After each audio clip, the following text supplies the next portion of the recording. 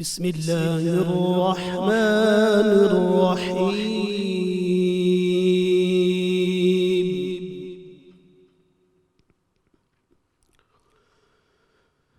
إنما المؤمنون إخوة فأصلحوا بين أخويكم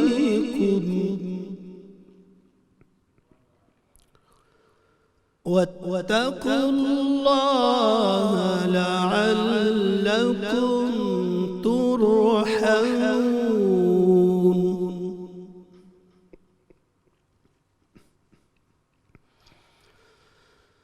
يا أيها الذين آمنوا لا يسخر قوم من قوم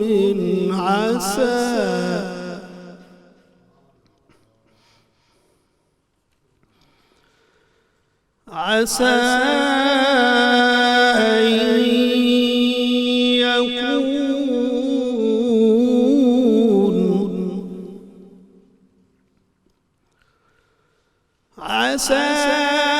أن يكونوا خيرا منهم ولا نساء من نساء عسى أن يكن خيرا.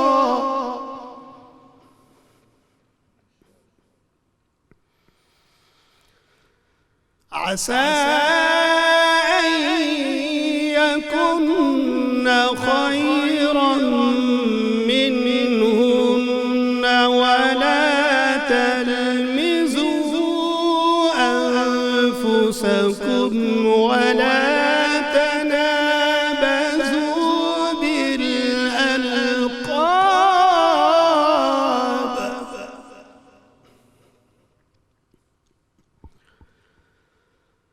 بئس الاسم الفسوق بعد الإيمان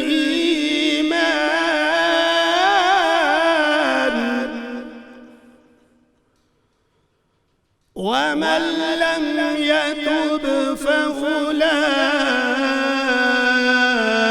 هم الظالمون.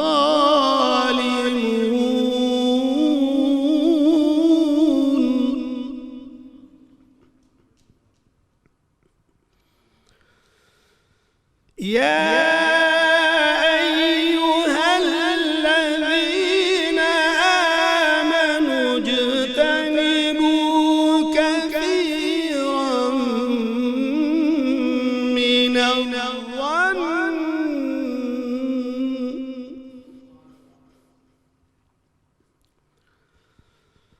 إن بعض الظن إثم ولا تجسسوا ولا يغتب بعضكم بعضا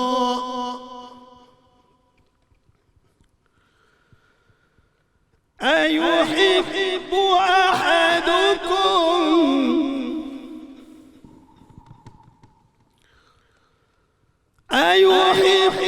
أحدكم أن يأكل لحم أخيه ميتا فكرهتموه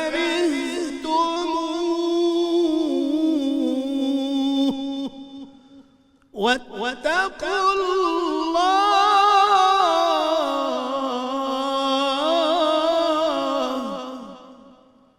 إن الله تواب رحيم. صدق الله العظيم. بسم اللہ الرحمن الرحیم. السلام علیکم ناظرین. پروگرام رحمت رمضان کی سحر ٹرانسمیشن سے آپ کا میزبان نذیر احمد غازی حاضر ہے. ناظرین اکرام، ابھی تلاوت قرآن حکیم قاری محمد علی بخش نقشبندی فرما رہے تھے۔ ناظرین اکرام، آج کا موضوع انتہائی اہمیت کا حامل ہے، جس پہ میرے اسکالر حضرات جو ہیں وہ ڈسکشن کریں گے۔ اللہ کریم نے قرآن حکیم میں ارشاد فرمایا، انما المؤمنون اخوہ، بے شک مسلمان جو ہیں وہ آپس میں بھائی بھائی ہیں۔ رحمت کونین صلی اللہ علیہ وآلہ وسلم نے امت مسلمہ کو ایک ایسے ہار کی طرح آپس میں پرو دیا جس کی مثال دنیا کی تاریخ میں نہیں ملتی، اور جو آپ صلی اللہ علیہ وسلم تعلیمات دیں ان پر باقاعدہ عمل کروا کے بھی دکھا دیا آپ صلی اللہ علیہ وسلم نے، اور تاریخ اسلام گواہ ہے۔ آج بھی ہماری جو عبادات ہیں ان میں جو اجتماعیت ہے، اس میں جو اخوت اور مساوات کے مناظر نظر آتے ہیں، یہ دنیا کے کسی مذہب، دنیا کی کسی تاریخ، دنیا کے کسی معاشرے اور تمدن میں ہمیں نظر نہیں آتے۔ حضور رحمت کونین صلی اللہ علیہ وسلم نے ارشاد فرمایا تھا، مسلمان کا بھائی ہے، وہ اس کے معاملے میں خیانت نہیں کرتا، دانستہ اس کو کوئی جھوٹی اطلاع نہیں دیتا، اور نہ ہی وہ اس کو رسوا کرتا ہے۔ ایک مسلمان کا دوسرے مسلمان پر سب کچھ حرام ہے، یعنی اس کا خون، اس کا مال، اس کی عزت و آبرو۔ حضرت انس رضی اللہ تعالیٰ عنہ راوی ہے کہ اللہ کے محبوب صلی اللہ علیہ وسلم نے ارشاد فرمایا، تم میں سے کوئی شخص اس وقت تک کامل مومن نہیں ہو سکتا جب تک وہ اپنے مسلمان بھائی کے لیے وہی چیز پسند نہ کرے جو اپنے لیے پسند کرتا ہے۔ اسی طرح کی اسی موضوع پہ بے شمار احادیث ہیں، لیکن پریکٹیکلی آپ دیکھیں دنیا میں آپ صلی اللہ علیہ وسلم نے کیسا انقلاب برپا کیا جب مسلمان مکہ سے مدینہ منورہ ہجرت کر کے گئے ہیں، اور وہ جو مواخات مدینہ ہے اس میں جو مثال قائم کر دی، وہ تفصیلات تو بعد میں ہم ڈسکس کریں گے، لیکن ایک مثال صرف میں پیش کر رہا ہوں کہ سیدنا امیر حمزہ سید الشہداء رضی اللہ تعالیٰ عنہ، اتنی بڑی شخصیت، اتنے بڑے رہنما، اتنے بڑے خاندان کے جو تھے، عظیم شخصیت تھے، اور ان کو مواخات میں کن کا بھائی بنایا گیا تھا؟ زید بن حارثہ کا بنایا گیا، جو ایک غلام تھے۔ تو رحمت کونین صلی اللہ علیہ وسلم کا یہ جو انقلاب ہے کہ بلال حبش سے اٹھ کے آتے ہیں، صہیب روم سے آتے ہیں، فارس کا سلمان آتا ہے، اور ابو بکر صدیق اور عمر فاروق رضی اللہ تعالیٰ عنہ، قریش کے اتنے بڑے لوگ سب برابر ہیں، اور صرف برابر نہیں ہیں، ایک وقت وہ بھی آتا ہے خلیفۃ المسلمین عمر بن خطاب رضی اللہ تعالیٰ عنہ، جن کی سلطنت میں سورج غروب نہیں ہوتا، وہ جب بلال حبشی ملنے کے لیے آتے ہیں تو اٹھ کے کھڑے ہو جاتے ہیں اور کہتے ہیں سیدنا بلال آ گئے۔ اس کی مثال دنیا کی تاریخ میں آپ کو نہیں ملے گی۔ ٹوائن بی نے اسی لیے کہا تھا کہ دنیا میں یورپ کے لیے دو بڑی بیماریاں ہیں، two vices are the biggest vices, ایک اس نے کہا الکوہل، اور دوسرا اس نے کہا ریسزم، ایک شراب اور ایک جو ہے یہ نسلی تعصب جو ہے، اس نے کہا لیکن ان کا حل جو ہے وہ صرف آپ کو اسلام کے دامن میں ملے گا۔ اقبال نے، علامہ اقبال رحمۃ اللہ نے بڑی خوبصورت بات کہی، آپ نے کہا منفعت ایک ہے اس قوم کی، نقصان بھی ایک ہی سب کا نبی، دین بھی ایمان بھی ایک، حرم پاک بھی اللہ بھی قرآن بھی ایک، کچھ بڑی بات تھی ہوتے جو مسلمان بھی ایک، اور فرقہ بندی ہے کہیں اور کہیں ذاتیں ہیں، کیا زمانے میں پنپنے کی یہی باتیں ہیں۔ اور حفیظ طائب مرحوم نے اپنی نعت جو مشہور تھی ان کی، اس کا ایک شعر بڑا کمال مجھے بہت ہی زیادہ پسند ہے، ساری نعت ہی کمال تھی ان کی، رہی عمر بھر جو انیس جاں وہ بس آرزوئے نبی رہی، تو اس کا ایک شعر انہوں نے کمال کر دیا، کہتے ہیں کہ شہ دین کے فکر و نگاہ سے مٹے رنگ و نسل کے تفرقے، نہ رہا تفاخر منصبی نہ رعونت نسبی رہی۔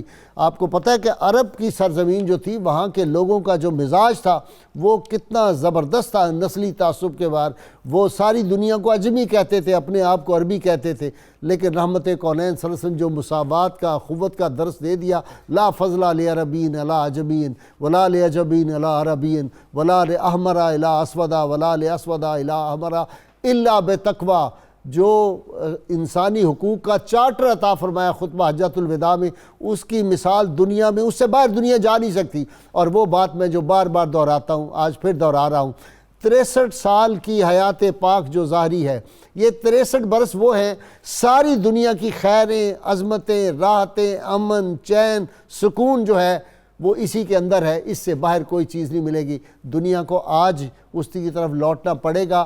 غیر شعوری طور پر تو ویسے لوٹ ہی رہے ہیں، شعوری طور پر بھی ادھر سرنڈر کرنا ہوگا، ادھر آئیں گے تو پھر دنیا میں امن بھی قائم ہوگا۔ ناظرین کرام، آج کا میرا موضوع ہے اخوت و مساوات کی اہمیت اور فضیلت اور مواخات مدینہ کے ریفرنس میں۔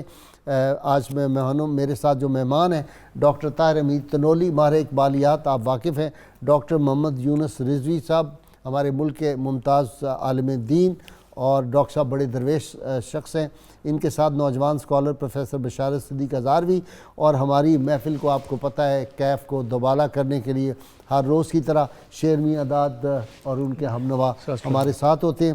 میرا خیال ہے پروڈیوسر صاحب پہلے کہتے ہیں شیر میاں داد سے ابتدا کر دیں۔ اچھا جی جناب، کیا سنائیں گے؟ نعت رسول مقبول حضور صلی اللہ علیہ وآلہ وسلم پیش خدمت۔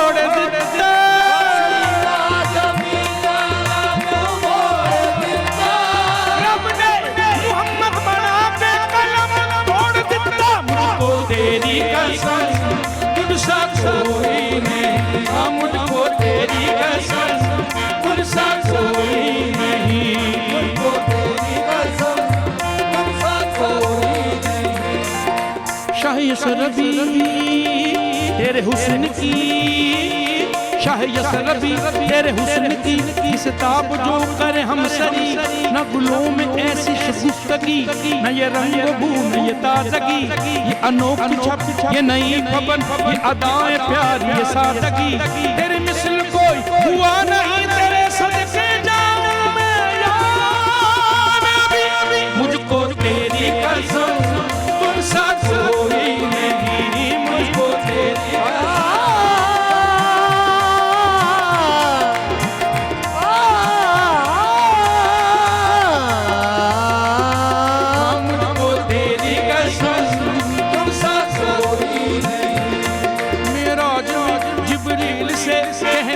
لگے شاہ تم نے تو دیکھے ہیں ہنسی بتلاؤ تو کیسے ہیں ہم روح امی کہنے لگے شاہ تیرے روح کی قسم مجھ کو تیری قسم تم سا کوئی نہیں مجھ کو تیری قسم تم سا کوئی نہیں تیرا در ہے زمانے میں سب سے بڑا تیرا در ہے زمانے میں سب سے بڑا تیرے در سے نہیں کوئی خالی گیا تیرے در سے نہیں کوئی خالی گیا شہنشاہ کرم شہنشاہ عطا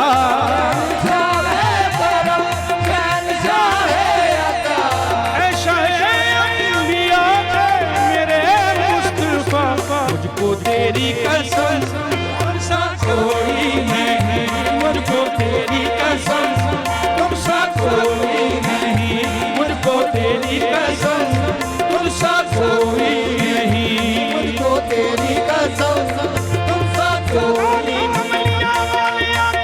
مجھ کو تیری قسم تم سا کوئی نہیں ہاں مجھ کو تیری قسم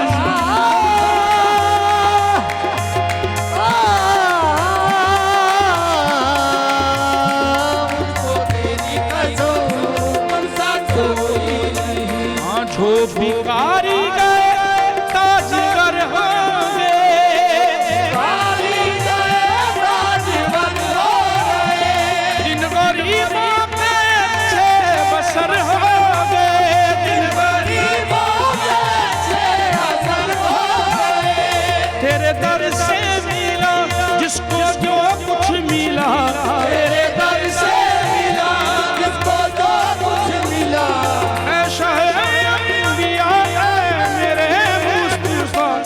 کو تیری قسم تجھ سا کوئی نہیں ہم کو تیری قسم تجھ سا کوئی نہیں مجھ کو تیری قسم تم سا کوئی نہیں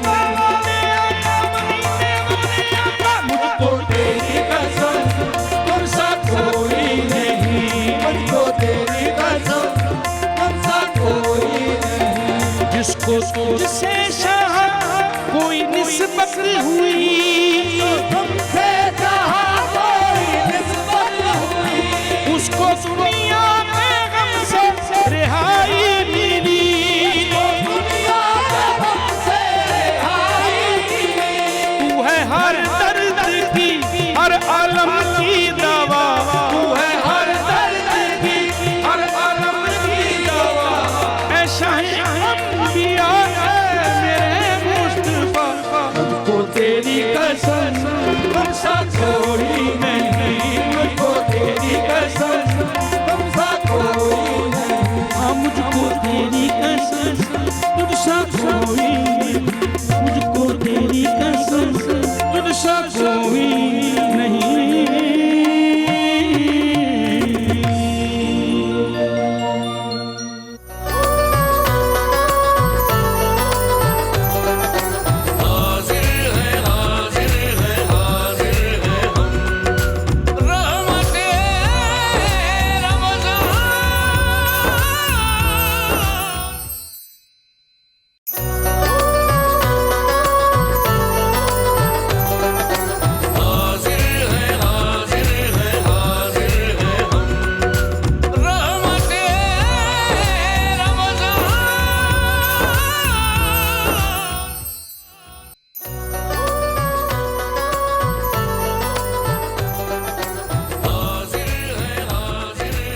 ویلکم بیک ناظرین کرام. حضور رحمت اللہ عالمین صلی اللہ علیہ وسلم اللہ کے محبوب نے ارشاد فرمایا تھا کہ مسلمان جو ہیں وہ جسد واحد کی طرح ہیں. جس طرح جسم کو کسی ایک حصے کو تکلیف ہو تو سارا جسم بے چین ہو جاتا ہے, یہی مثال مسلمان کی ہے.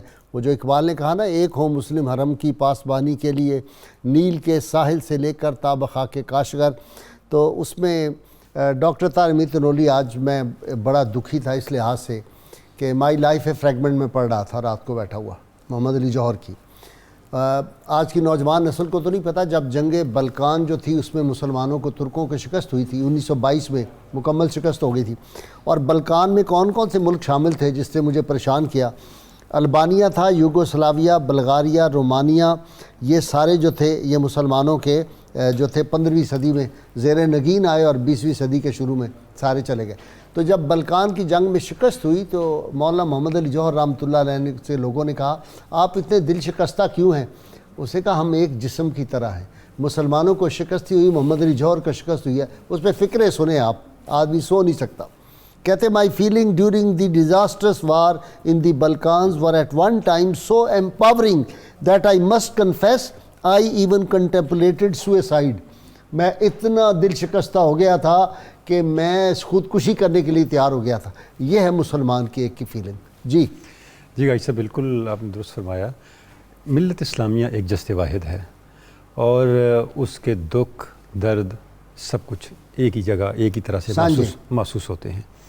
تو اس میں زمانی اور مکانی جو قرب و بعد ہے اس کی کوئی اہمیت نہیں ہے. اور چونکہ مواخات پہ بات ہو رہی ہے تو مواخات بھی بنیادی طور پہ اسی کا ہی ایک پرسپیکٹیو ہے، اسی کا ایک پہلو ہے. اور غازی صاحب یہ جو مواخات کا معاملہ ہے یہ تاریخ انسانی کا بہت ہی یونیک معاملہ ہے.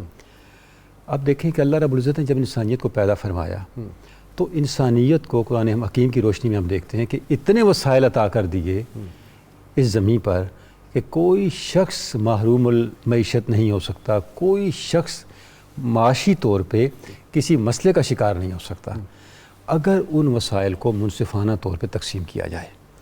اچھا جب آپ یہ اصول طے کر لیتے ہیں کہ وسائل کی منصفانہ تقسیم کے ساتھ ہی جو ہے وہ ایک آئیڈیل سسٹم ڈیولپ ہو سکتا ہے دنیا کے اندر جس میں ہر شخص محفوظ و مامون ہو معاشی طور پہ، لیکن یہ اللہ رب العزت نے ہم پہ چھوڑا. اب اس کے راستے میں رکاوٹ کیا ہے؟ اس کے راستے میں غازی صاحب قبلہ رکاوٹ ہے انسان کی ہوس، اس کے راستے میں رکاوٹ ہے انسان کی مال سے محبت، بہت زیادہ گریب کر لینے کی ہوس. تعصب بھی تو ہے، یہ آپ معاشی تعصب بھی کہہ سکتے ہیں. دوسرے تعصبات بھی ہیں لیکن معاشی آف کورس زبان کے وہ تو غازی صاحب ان کے اثرات تو پھر بہت وسیع ہو جاتے ہیں نا. وہ آپ کے سماج کو کیپچر کرتے ہیں، آپ کی سیاست کو کیپچر کرتے ہیں، آپ کی ہر چیز کو لے لیتے ہیں. لیکن یہ جو چیز ہے جو معاشی طور پہ جو معاملات ہیں وہ بنیادی طور پہ انسان کی جو معاشی ہوس ہے وہ اس کے راستے میں حائل ہو جاتی ہے. اچھا اب اس سے نکلا کیسے جائے؟ علامہ نے بڑی پیاری بات کہی کہ زمانہ ہوا فرسودہ طریقوں سے بیزار. یعنی یہ جو فرسودہ طریقے تھے اس سے اب نکل کے نئی طرف جب تک آپ انسانیت کو نہیں لے کے آئیں گے وہ نیا طریقہ کیا ہوگا؟ قرآن میں ہو غوطہ زن ہے مرد مسلمان، اللہ کرے تجھ کو عطا جدت کردار، جو حرف کل العف میں پوشیدہ ہے اب تک شاید اس دور میں وہ حقیقت نمودار. اب یہ پوشیدہ حقیقت جو تھی کل العف میں یہ آپ صلی اللہ علیہ وسلم نے کھول کے دکھا دی، وہ ہے مواخات.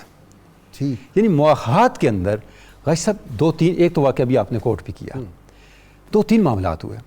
آپ صلی اللہ علیہ وسلم نے ایک ایسے طبقے کو، ایک ایسے گروہ کو جو اپنے وطن سے بالکل ہر لحاظ سے محروم ہو کے ایک نئی جگہ پہ گیا تھا اس کو سیٹل کر دیا. وہاں پہ آپ نے جو ان کے معاشی ٹیلنٹ تھے ان کو اکٹھے کر دیا. دیکھیں سارے اہل مکہ تجارت کے ماہر تھے اور اہل مدینہ زراعت کے ماہر تھے. اچھا دوسرا کیا کیا؟ اس کے راستے میں جو غازی صاحب سماجی مشکلات تھیں، انسان کی ہوس کی جو معاملات ہوتے ہیں، ان سے انسانیت کو نکالا.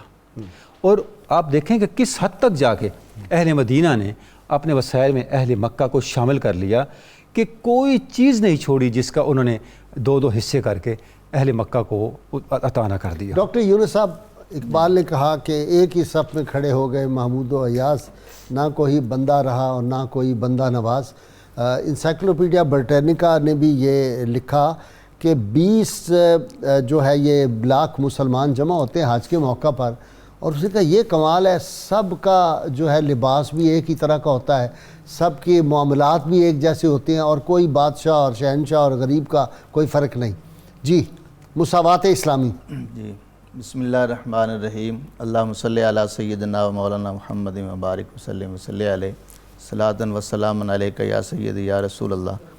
محترم غازی صاحب، آپ جس بات کی طرف اشارہ کر رہے ہیں اس میں کوئی شک نہیں ہے کہ پیارے نبی کریم صلی اللہ علیہ وسلم نے اپنے قول سے بھی اور اس بات کو سمجھاتے ہوئے جو روایت آپ بھی پڑھ رہے تھے، تنولی صاحب نے بھی اشارہ کیا کہ مسلمان آپس میں وہ جسد وحد کی طرح ہے. آپ نے ایسے ہاتھ کر کے دونوں اچھا مثال دے کے فرمایا کہ جس طرح یہ دونوں انگلیاں ملی ہوئی ہیں آپس میں جدا نہیں ہوتی، یہ مثال دی ہے مسلمانوں کی آپس کے اتحاد کی. اور اس طرح کر کے اگر کسی کو مارا جائے تو پھر اس کے نتائج بھی تو سامنے آتے ہیں. تو جہاں تک مواخات کا تعلق ہے، اس کے پیچھے اگر دیکھیں، جس طرح ابھی آپ نے تمہید میں سن لیا، اس کو تھوڑا سا اگر ہم دیکھیں، اس طرح معاشی ہی وہ کفالت نہیں کافی تھی، بلکہ ان لوگوں کو ایجوکیٹ کرنے کے لیے، تعلیم دینے کے لیے، جو ایسا طبقہ تھا کہ جو ایک قسم کے غلام تھے، نادار تھے، کمزور تھے، تو دوسروں کے ساتھ جوڑ کر، اور حضور کا وہ تاریخی جملہ ہے جو ہمیشہ یاد رکھا جائے گا، فرمایا تاخو فی اللہ اخوین اخوین، سب آپس میں بھائی بھائی بن جاؤ، اور جوڑے جوڑے بنا کے دنیا کے سامنے مثال قائم کر دی، اور قیامت تک ان کے تذکرے ہوتے رہیں گے، ایسی مثالیں نہیں ملیں گی. جب نبی کریم صلی اللہ علیہ وسلم نے ان سے یہ پوچھا، انصار سے، کہ جب یہ یہود سے اور دیگر غیر مسلموں سے زمینیں مل رہی تھی، مفتوحات ہو رہی تھی، تو پوچھا کہ یہ جو زمین ملی ہے اب اس کو تقسیم کیسے کیا جائے؟ پہلے بھی زمینیں تمہاری مہاجرین کو دی گئی ہیں آدھی آدھی، اب یہ زمین کیسے بانٹی جائے؟ تو صحابہ کرام انصار نے عرض کیا، یا رسول اللہ صلی اللہ علیہ وسلم، جو ہم ان کو دے چکے ہیں وہ تو دے چکے ہیں، یہ جو ابھی مال غنیمت میں زمینیں آئی ہیں یہ بھی مہاجرین کے اندر تقسیم کر دی جائیں. یہ ہماری طرف سے آپ کھلے طریقے سے ان میں اندر تقسیم فرمائیں، ہم اس میں کوئی رکاوٹ نہیں بنیں گے. ہم چاہیں گے کہ ہمارے ان مہاجر بھائیوں کی مدد ہو اور یہ زمینیں بھی ان کو دے دی. سبحان اللہ. جی بشارت صاحب، اقبال کہتے ہیں تو راز کن فکاں ہے، اپنی آنکھوں پر آیا ہو جا، خودی کا راز نہ ہو جا، خدا کا ترجمہ ہو جا، اور ہوس نے کر دیا ہے ٹکڑے ٹکڑے نوع انسان کو، اخوت کا بیاں ہو جا، محبت کی زباں ہو جا.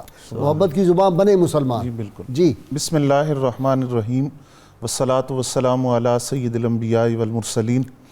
غائث صاحب، مواخات مدینہ کے حوالے سے ہم بات کر رہے ہیں اور اخوت کا جو تصور اسلام نے دیا ہے اس حوالے سے، تو اس میں ایک بڑی بات جو سیرت نگاروں نے لکھی کہ حضور صلی اللہ علیہ وسلم نے جب یہ رشتہ مواخات قائم کیا اور ایک مہاجر کو انصار کا بھائی بنایا، تو ان میں سے دونوں میں سے کسی سے یہ نہیں پوچھا کہ تمہاری زبان کیا ہے، تمہارا رنگ کیا ہے، تمہاری نسل کیا ہے، کس قبیلے سے ہو، کس وطن سے ہو، خاندان کیا ہے، ان کو بھائی بھائی بنایا. پھر اگر قبیلوں کا فرق تھا، زبان کا فرق تھا، رنگ کا فرق تھا، نسل کا فرق تھا، تو اس فرق کو یوں مٹایا گیا، وہ سگے بھائیوں سے زیادہ محبت کا وہ منظر پیش کیا.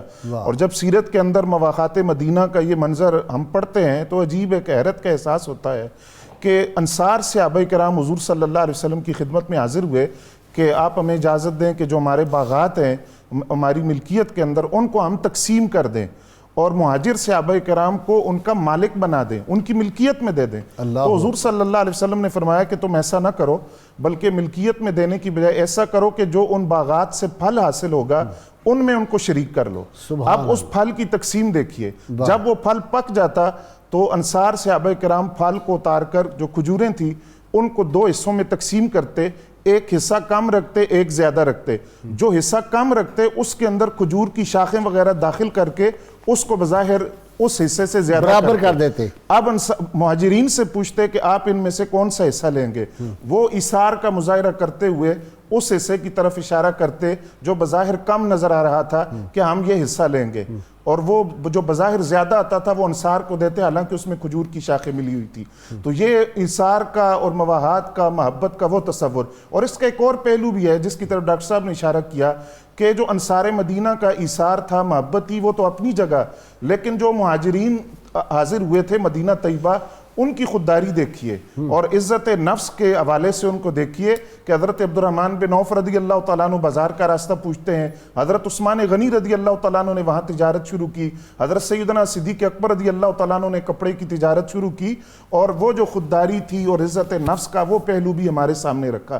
تو وہ تصور جو قرآن نے دیا ہے بھائی چارے کا، محبت کا، آپس میں اتفاق کا، اس کی ایک عملی تصویر مواخات مدینہ کے موقع پر. اچھا، وہ واپس بھی کر دیے، یعنی جو انہوں نے دیا تھا اس وقت انصار نے، وہ جب اپنے کاروبار اسٹیبلش ہو گئے اس سے کئی گنا زیادہ ان کو واپس دیا، بالکل واپس کیے. اور غائث صاحب، یہاں انصار مدینہ کی اس محبت کی وجہ سے مہاجرین صحابہ نے حضور صلی اللہ علیہ وسلم کی خدمت میں عرض کیا یا رسول اللہ صلی اللہ علیہ وسلم ایسی مدد اور ایسا بھائی چارہ ہم نے نہیں دیکھا، ایسی قوم ہم نے نہیں دیکھی کہ ان کے پاس اگر مال کی کمی ہو پھر بھی یہ بڑی سخاوت سے پیش آتے ہیں، مال آ جائے تو دریا دلی کا مظاہرہ کرتے ہیں، باغات کے اندر، ثمرات کے اندر، فصلوں کے اندر ہمیں شریک کر دیا ہے۔ یا رسول اللہ صلی اللہ علیہ وسلم اب ہمیں ایک پریشانی ہے، وہ یہ ہے کہ یہ ثواب میں ہم سے آگے بڑھ جائیں گے۔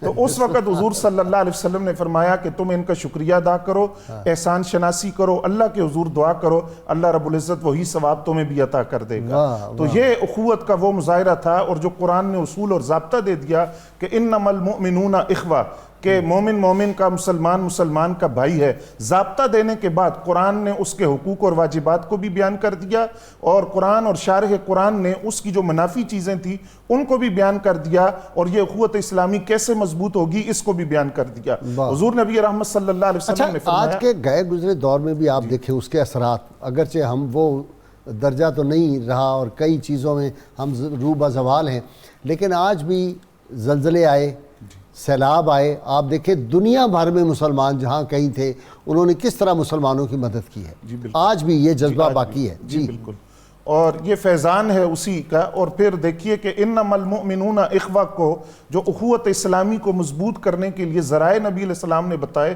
ان میں ایک بات آپ نے یہ ارشاد فرمائی کہ تم میں سے کوئی شخص ہرگز جنت میں داخل نہیں ہو سکتا جب تک کہ وہ مومن نہ ہو، اور تم میں سے کوئی شخص اس وقت تک مومن نہیں ہو سکتا جب تک کہ وہ آپس میں محبت نہ کرے۔ اور پھر فرمایا کیا میں تمہیں وہ بات نہ بتاؤں جس سے محبت بڑھتی ہے؟ عرض کیا حضور وہ کیا ہے؟ فرمایا آپس میں ایک دوسرے کو سلام کیا کرو، کثرت کے ساتھ سلام کرو، اس سے تمہاری محبت بڑھے گی، جب محبت بڑھے گی تو ایمان کامل ہوگا اور یہ جنت میں داخلے کا سبب ہوگا۔ اچھا جی، ڈاکٹر طاہر امین تنولی، کے ایل گابا آپ نے یقیناً پڑھا ہوگا، اس کی وہ جو پیسو وائسز ہے اور ہسٹوریکل ٹرائلز ہے، اس کی سب سے جو اچھی کتاب، میں نے ساری پڑھی ہیں لیکن جو اچھی کتاب اس کی ہے مائی فرینڈ اینڈ فوز، اس میں اس نے ایک بڑا کمال کا واقعہ لکھا۔ جب اسے اسلام قبول کیا تو بادشاہی مسجد میں یہ گئے تھے، اور وہاں سر عبد القادر تھے، علامہ اقبال تھے، مولانا غلام مرشد تھے سارے۔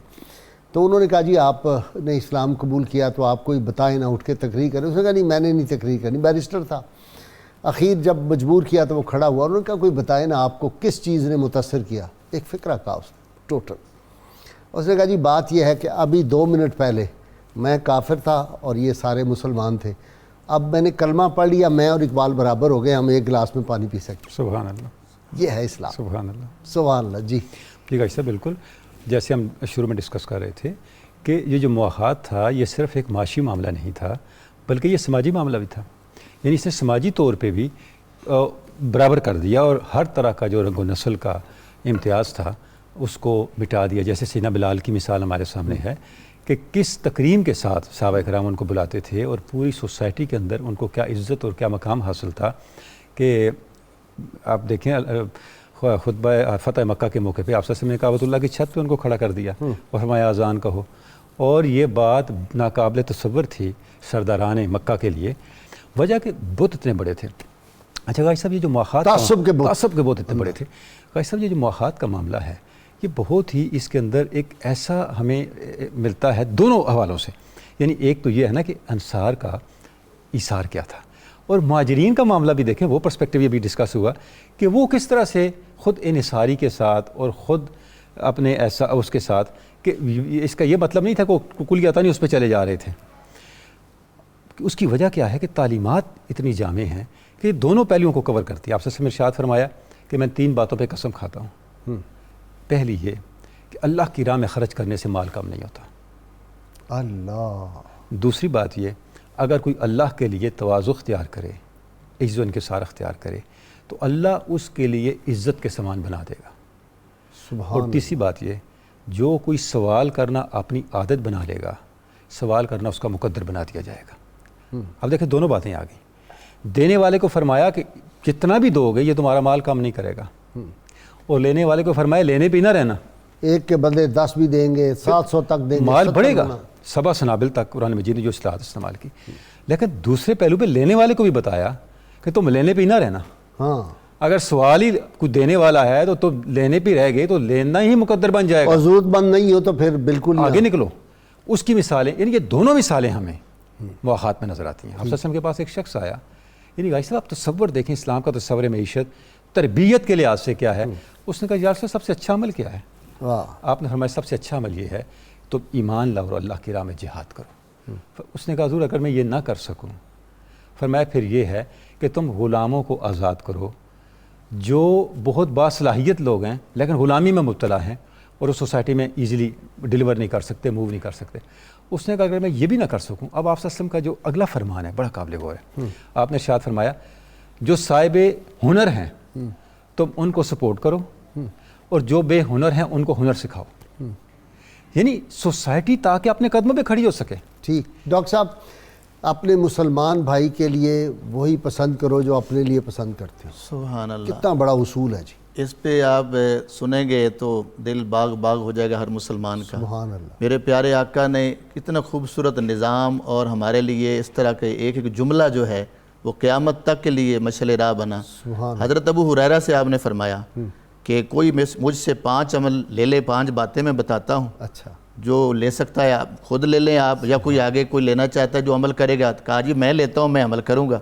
فرمایا پھر سنو، فرمایا حرام سے بچتے رہو تم سب سے بڑے عابد بن جاؤ گے. سبحان اللہ. اور فرمایا کہ اس طرح کرو کہ حرام سے بچو گے تو عابد بنو گے. دوسری چیز آپ نے یہ فرمائی کہ اللہ کی تقسیم پہ راضی ہو جاؤ تو تم سب سے بڑے غنی بن جاؤ گے. اللہ. غنا کا ایک نسخہ دے دیا آپ نے. اور اسی طرح آپ صلی اللہ علیہ وسلم نے ارشاد فرمایا کہ اپنے ہمسائے کے ساتھ حسن سلوک سے پیش آؤ تو تم مسلمان بن جاؤ گے. سبحان اللہ. اور اپنے لیے جو پسند کرتے ہو وہ اپنے بھائی کے لیے پسند کرو تم مومن بن جاؤ گے. اور آخری بات آج جس پہ ہمارے لوگ توجہ نہیں دیتے وہ ضروری ہے کہ اس کو ہم یاد رکھا کریں. فرمایا کثرت سے ہنسا نہ کرو، زیادہ ہنسنا جو ہے وہ دل کو مردہ کر دیتا ہے. اللہ. اب یہ دیکھیے 5 چیزیں جو پیارے مصطفیٰ کریم صلی اللہ علیہ وسلم نے عطا فرمائی ہیں، اگر ان پہ عمل کر لیا جائے تو کتنا خوبصورت مسلمان بن جائے گا کہ وہ دوسرے کے لیے پسند وہ کرے گا جو اپنے لیے کر رہا ہے. ہمسائے کے ساتھ اس کا اچھا سلوک. اور اس کی مثالیں صحابہ کرام کے اندر پھر اس کا عمل نظر آیا. آپ نے واقعات یہ پڑھے ہیں، سنے ہیں کہ نبی کریم صلی اللہ علیہ وسلم کے صحابہ، حضرت انس بیان کرتے ہیں کہ ایک بکری کا سر ہے وہ ایک صحابی کے گھر میں دیا جاتا ہے صدقے کے طور پہ بھی ان کو ضرورت ہوگی. انہوں نے سوچا کہ مجھ سے دوسرے کو زیادہ ضرورت ہوگی، وہ دوسرے کو دے دیتے ہیں. ان کے خیال دل میں آیا کہ نہیں، مجھ سے جو آگے والا ہے ان کو زیادہ ضرورت تھی. انہوں نے آگے وہ 7 گھروں تک سری پہنچتی ہے، بلکہ بعض روایات میں بڑا 9 گھر تک وہ بکرے کا سر پہنچتا ہے. آخر پھر اس پہلے صحابی کے گھر وہ پہنچ جاتا ہے جہاں سے آغاز ہوا تھا. کیا ان کے اندر جذبہ تھا. وہ اپنا بشارت آپ کو واقعہ یاد ہوگا جنگ یرموک والا. جی غالباً حضرت ابو جہم اکرمہ تھے ابو جہل کے بیٹے نا، وہ زخمی پڑے تھے. وہ تو ایک کو پہلے جو تھی اب پانی کی ضرورت پڑی، دوسرے کو، تیسرے کو، وہ کہتے ہیں اگلے کو دو، اگلے کو دو. اور یہ پریکٹیکل کر کے دکھایا ہے جی. دنیا میں کہیں نہیں یہ نظر آئے گا. جی غازی صاحب، وہی جو بات میں نے عرض کی کہ انما المؤمنون اخوہ کے جو تقاضے حضور صلی اللہ علیہ وسلم نے بیان کیے اس میں بڑی تفصیل ہے. اور عام مسلمانوں کے حقوق، پھر پڑوسیوں کے حقوق بیان کرنے، عام مسلمانوں کے حوالے سے بھی 6 باتیں نبی علیہ السلام نے ارشاد فرمائی. فرمایا سب سے پہلی بات یہ ہے کہ جب آپس میں ملو تو سلام کرو. اس کے بعد دوسری بات فرمائی کہ اگر تمہارا مسلمان بھائی تمہیں دعوت دے تو اس کی دعوت کو قبول کرو. اگر وہ موجود نہ ہو تو اس کی غیر موجودگی میں اس کی بھلائی چاہو. پھر فرمایا اگر اس کو چھینک آئے تو تم یرحمک اللہ کے الفاظ بولو. پھر فرمایا اگر وہ بیمار پڑ جائے تو اس کی بیمار پرسی کے لیے جاؤ. اور اگر وہ دنیا سے رخصت ہو جائے تو اس کے جنازے میں شرکت کرو. یہ ایک مسلمان کے دوسرے مسلمان پر حق بیان کیا گیا ہے. حق ہے جی، حق ہے. حقوق بیان کیے. یہ اسی اخوت اسلامی کو مضبوط کیا گیا ان ذرائع کے ذریعے. پھر وہ چیزیں جو اس اخوت اسلامی کو کمزور کرنے والی ہیں، جو اس کے منافی ہیں، ان سے منع کیا. جس طرح آج تلاوت کلام پاک ہم نے سنی، اس میں سورہ حجرات میں انہی چیزوں کی طرف اشارہ تھا کہ جو مرد کی جماعت ہے وہ دوسری مرد جماعت کے مذاق نہ اڑائے. کیونکہ کیا تعجب کہ جن کا تم مذاق اڑا رہے ہو وہ تم سے بہتر ہو. اسی طرح کہا کہ عورتیں جو ہیں وہ دوسری عورتوں پر ہنسے نہ. ہو سکتا ہے کہ جن عورتوں پر وہ عورتیں ہنس رہی ہیں وہ عورتیں ان سے بہتر ہوں. پھر فرمایا کہ ایک دوسرے کو تانا نہ دو، برے القاب سے نہ پکارو، برے نام نہ رکھو. اور اسلام کے بعد فرمایا کہ برا نام فسق ہے. تو قرآن نے وہ تفصیل بھی بیان کر دی کہ جس سے اس اخوت کو نقصان پہنچتا ہے اور یہ اخوت کمزور ہوتی ہے. میرے ساتھ کالر ہیں. جی السلام علیکم. جی سہیل صاحب. جی جی غازی صاحب ٹھیک ٹھاک ہیں آپ؟ اللہ کا شکر ہے جی. اچھا سر میرا سوال ہے ڈاکٹر حمید صاحب سے جی. کہ مقام تکوین کیا ہے؟ مقام تکریم. تکوین تے کاف واو یہ نون. اچھا تکوین. تکوین لقد خلقنا اچھا الانسان. تکوین. تکوین کہہ رہے ہیں. اچھا جی جی ٹھیک ہے جی پوچھ لیتے ہیں جی. جی نیکسٹ جی. السلام علیکم جی. امجد صاحب. وعلیکم السلام بھائی صاحب, اللہ تعالیٰ آپ کو خوش رکھے. میں دراصل نا پوچھنا چاہ رہا صدقہ فطر کا نصاب. ٹھیک ہے اور جی. چھوٹا سا مسئلہ ساتھ میں, اگر روزے کی حالت میں سرما لگانا کیسا, اس سے روزے پہ کوئی اثر تو نہیں پڑتا؟ ٹھیک ہے سرما جتنا مرضی پہنے. جی السلام علیکم جی. شوکت صاحب. سر میں نے پوری زندگی روزے نہیں رکھے, ابھی میں نے روزے شروع کیے, 30 روزے کی شروع کیے ہیں. میں نے آگے یہ پوچھنا ہے کہ اس کی سزا اور جزا کیا ہے, یا میں نے کیسے پورے کرنے ہیں؟ اچھا جی ٹھیک ہے. پچھلے ٹھیک ہے جی. اپنا ڈاکٹر صاحب وہ انہوں نے مقام تکوین کہا ہے جی. تکوینی امور یہ تو تصوف کا سوال ہے, لیکن جو انہوں نے کیا تو ایک دو جملے عرض کر دیتے ہیں. غازی صاحب دیکھیں, جو اللہ رب العزت کے محبوب بندے ہوتے ہیں اولیاء کرام, اللہ رب العزت نے ان کے لیے منصب رکھے ہیں. کچھ صاحبان ارشاد ہوتے ہیں, کچھ صاحبان تکوین ہوتے ہیں.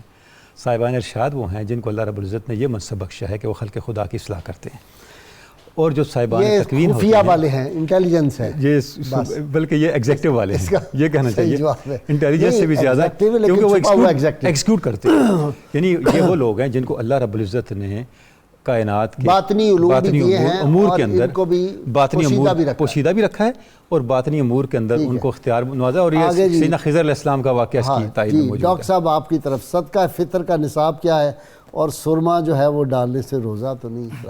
سرما ڈالنے سے روزہ ٹوٹے گا نہیں, ثواب ہوگا, حضور کی سنت ہے, اور وہ روزے میں ڈالا جا سکتا ہے.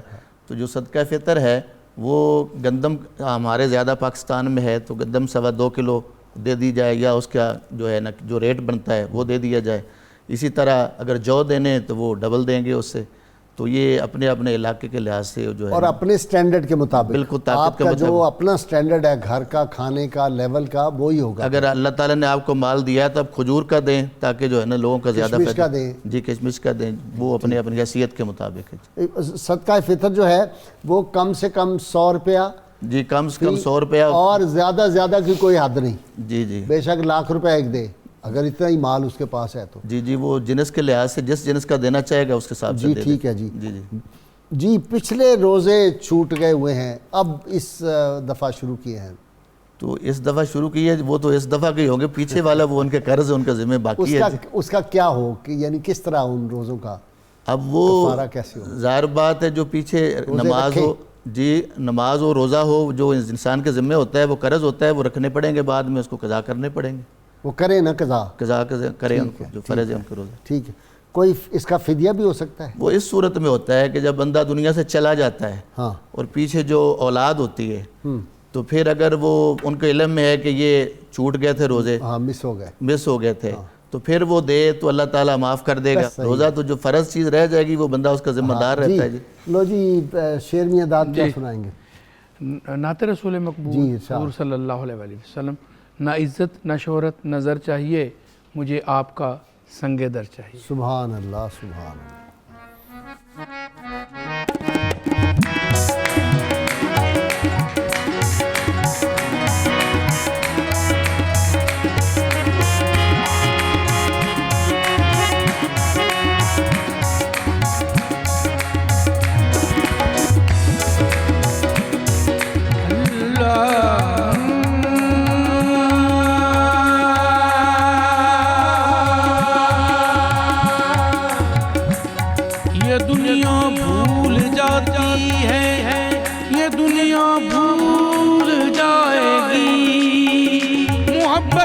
مصطفیٰ کی بس ہمارے کام آئے گی. غازی کے دن اور غازی کی راتیں, اللہ غازی اور محمد کی باتیں. نہ عزت نہ شہرت نہ زر چاہیے,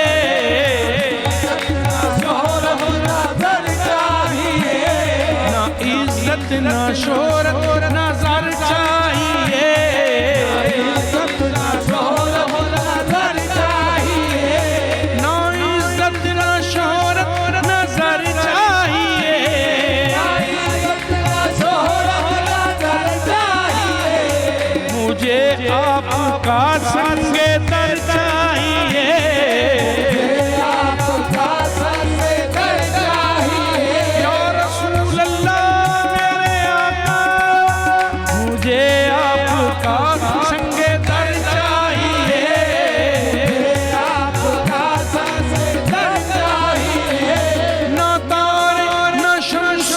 کمر چاہیے، بس مجھے آپ کا سنگ در چاہیے،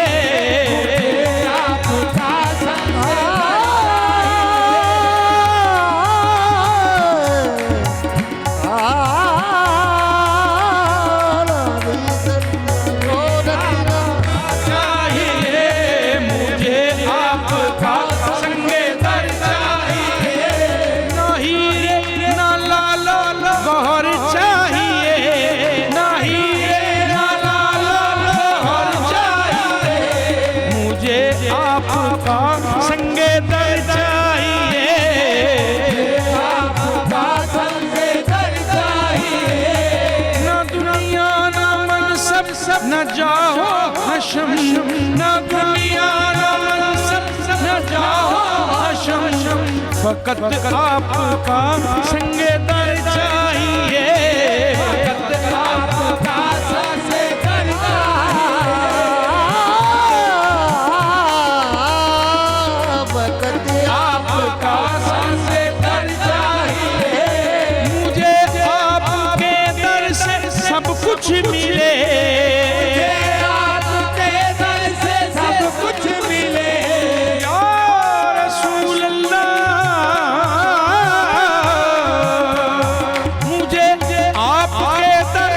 سب کچھ ملے، جو منظور ہو وہ ثمر چاہیے، جو منظور ہو وہ ثمر چاہیے، کسی کی نظر میں رہوں نہ رہوں، کسی کی نظر میں رہوں نہ رہوں،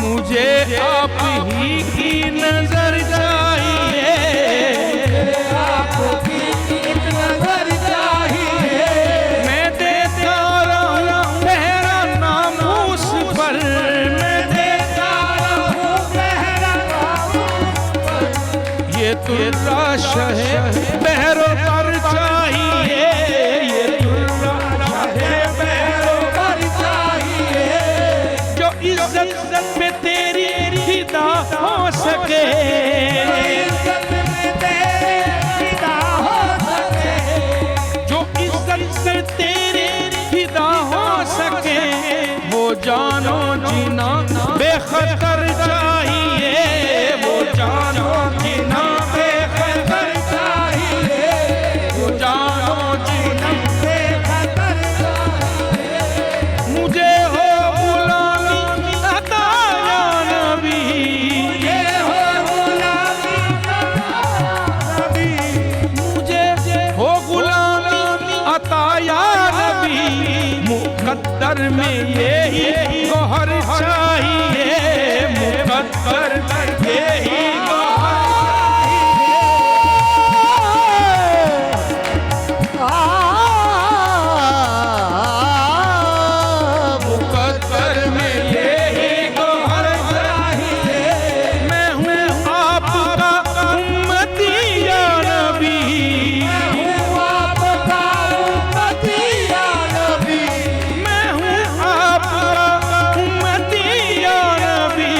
شفاعت مجھے چار گر چاہیے، شفاعت مجھے چار گر چاہیے، شفاعت مجھے چار گر چاہیے،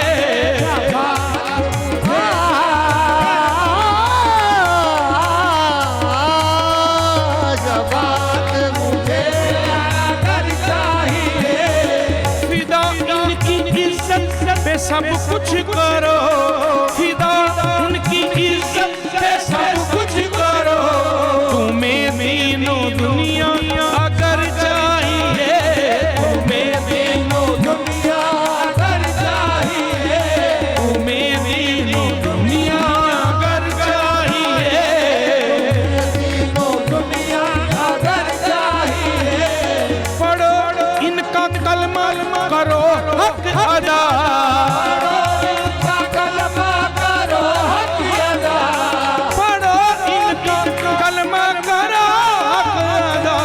अगर खुल्द में तुमको घर चाहिए, अगर खुल्द में तुमको घर चाहिए, बुलाए मुझे गाजी कहकर हुजूर, बुलाए मुझे गाजी कहकर हुजूर। मुझे बस यही करो फर्ज चाहिए,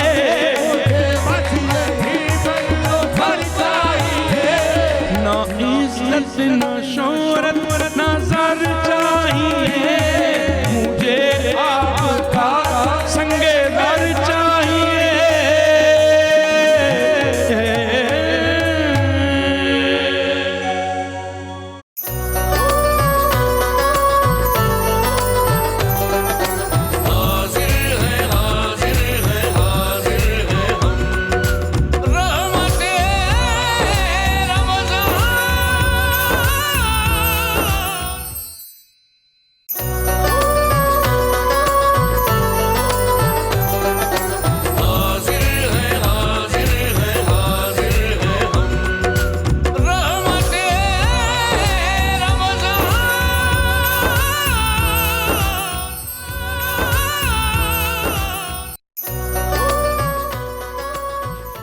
वेलकम बैक नाज़रीन किराम। बशारत अल्लामा इकबाल की तरफ फिर आता हूँ कि अल्लामा ने कहा कि यही मकसूद फ़ितरत है, यही रमज़ मुसलमानी, अख़ुव्वत की जहांगीरी, मोहब्बत की फराबानी, और बुताने रंगो खूँ को तोड़ कर मिल्लत में गुम हो जा, ना तूरानी रहे बाकी, ना ईरानी ना अफ़गानी। ये है असल इस्लाम। वातसिमू बिहब्लिल्लाहि जमीअन वला तफ़र्रक़ू। जी बिल्कुल जी गाइस साहब, अख़ुव्वत के हवाले से कुरान मजीद ने एक और ज़ाब्ता भी बयान किया। वो ये है कि जब मुसलमानों के दो ग्रोह आपस में लड़ पड़ें तो उनके दरमियान सुलह करवा दो, कि वो जो अख़ुव्वत है वो कायम रहे, भाईचारा, मोहब्बत और इत्तेहाद की फ़िज़ा जो है वो कायम रहे। और यही इन्नमल मुमिनूना इख़वा से पहले ये बात बयान की गई कि उन दोनों ग्रोहों की जो साहिब फ़हम लोग हैं वो उनके दरमियान सुलह करवा दें। अब मुसलमानों के दरमियान अख़ुव्वत को कायम रखना उस सुलह के ज़रिए ये कितना फजीलत वाला काम है कि हुज़ूर सल्लल्लाहु अलैहि वसल्लम ने सहाबा किराम से फरमाया, मैं तुम्हें ऐसा अमल न बताऊं कि जो नवाफिल से बढ़कर, नफली रोज़ों से, नफली सदक़ात से बढ़कर एक अमल है। अर्ज़ के हुज़ूर वो क्या है? फरमाया दो मुसलमानों के दरमियान सुलह करवा दिया करो। ये नवाफिल से बढ़कर फजीलत वाला काम है, इसकी बहुत ज़्यादा सवाब और अजर बयान हुआ। हुज़ूर सल्लल्लाहु अलैहि वसल्लम ने फरमाया कि आपस का जो मेल जोल है, आपस की मोहब्बत है, इसको आम करो। अगर इसके बरअक्स होगा तो ये दीन को मूंढने वाली बात है, कि यानी ये दीन का सफाया करने वाली बात है, और ये बात अच्छी नहीं। हम जो हदीस के अंदर पढ़ते हैं, जैसा कि बुखारी शरीफ की किताबुस्सलाह के अंदर ये रिवायत मौजूद है कि हुज़ूर सल्लल्लाहु अलैहि वसल्लम आप तशरीफ़ फरमा नहीं थे, हज़रत सिद्दीक़ अकबर रज़ियल्लाहु तआला अन्हु मुसल्ला इमामत पर खड़े हुए, आप इमामत फरमा रहे थे, हुज़ूर सल्लल्लाहु अलैहि वसल्लम वापस तशरीफ़ ले आए। यहाँ इसकी वजह बयान की गई कि सरकार कहाँ तशरीफ़ ले गए थे, तो उसकी वजह बयान करते हुए कि ये बड़ी मारूफ रिवायत है ताज़ीम रसूल के हवाले से भी, उस वक़्त नबी अकरम सल्लल्लाहु अलैहि वसल्लम कबीला बनी अम्र बिन औफ जो था उसके दरमियान झगड़ा हुआ था, सरकार उनके दरमियान सुलह करवाने के लिए तशरीफ़ ले गए थे। और हज़रत साल बिन साद रज़ियल्लाहु तआला अन्हु फरमाते हैं, एक मरतबा मैं हाजिर हुआ तो मुझसे फरमाया कि एक जगह दो ग्रोह मुसलमानों के लड़ पड़े हैं, तो तुम मेरे साथ चलो, हम चल कर उनके दरमियान सुलह करवा कर आते हैं। यानी इस कदर फजीलत बयान की गई कि ये जो इत्तेहाद की फ़िज़ा है इसको कायम रखा जाए, कि दो गिरोह लड़ पड़े तो तीसरे गिरोह का काम यह है कि उसको और हवा देने की बजाय उनके दरमियान वो सुलह करवा दे। अच्छा, आपको पता है कि कितना बड़ा मिल्लत का इसका नुकसान भी एक हुआ है। अल्लाह की हिकमतें हैं कि लैलतुल कदर के बारे में आप सल्लल्लाहु अलैहि वसल्लम बताने लगे थे, जी जी, और दो आदमी जो थे वो आपस में बहस कर रहे थे ऊंची आवाज़ में, तो उसकी वजह से आपने कहा फिर ठीक है, तो वो उठा ली गई, वरना हमें पता होता और सब हासिल कर लेते उसको। अब ये देखिए कि ये कितना अहम मसला है कि यहाँ फुक़हा ने लिखा है कि بعد اوقات ایسی بات جو حقیقت سے ہٹ کر ہوتی ہے اس کی اجازت نہیں، لیکن 3 مقام ایسے ہیں کہ وہاں حقیقت سے ہٹ کر بھی آپ بات کر سکتے ہیں مصلحت کے تحت۔ بہت اچھا آپ نے فکرہ استعمال کیا۔ مصلحت کے تحت 3 وہ مقام بیان کیے کہ ایک ہے لڑائی کے وقت اس لڑائی کو ٹھنڈا کرنے کے لیے، پھر 2 گروہوں کے درمیان صلح کروانے کے لیے، اور تیسری مقام ہے میاں بیوی کی لڑائی کے درمیان، کہ وہاں آپ حقیقت سے ہٹ کر بات کر لیں تاکہ وہ بات ٹھنڈی ہو جائے مزید بگڑنے کی بجائے۔ تو اس لیے حضور صلی اللہ علیہ وسلم نے بھی یہ ارشاد فرمایا، اور قرآن کی تعلیم بھی یہ ہے کہ مسلمانوں کے درمیان صلح جو ہے وہ قائم رکھنی چاہیے۔ ڈاکٹر طاہر میتنولی، آپ کے لیے بہت خوبصورت بات میں تلاش کر کے لایا ہوں۔ سبحان اللہ۔ رچرڈ ڈاکنز جو ہے یہ آج کل 80 سال کا بوڑھا ہے، لیکن ابھی تک آکسفورڈ یونیورسٹی میں یہ پڑھا رہا ہے، اور اس کا سبجیکٹ ہے پبلک انڈرسٹینڈنگ اینڈ بیولوجی۔ یہ بیولوجسٹ بھی ہے ساتھ۔ کیا کہہ رہا ہے جی؟ کہتا ہے کہ human equality comes from Islam and not from western civilization. اچھا، اس کو انٹرویو کر رہے تھے ایک صحافی جا کے، اس نے اس کو پوچھا کہ where does the equality comes from? اب جواب سنیے، کہتا ہے may I suggest that human equality comes from the holy prophet Muhammad صلی اللہ علیہ وسلم اینڈ اسلام۔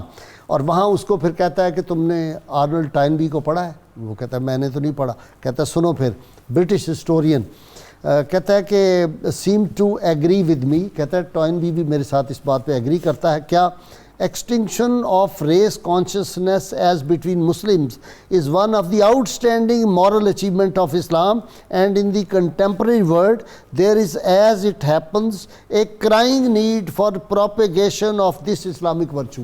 سبحان اللہ۔ یہ اس کی ضرورت ہے، چیخیں مار رہی ہے انسانیت کہ یہ اسلام کی جو خوبی ہے اس کو اپناؤ، کہ یہ ختم ہو رنگ و نسل۔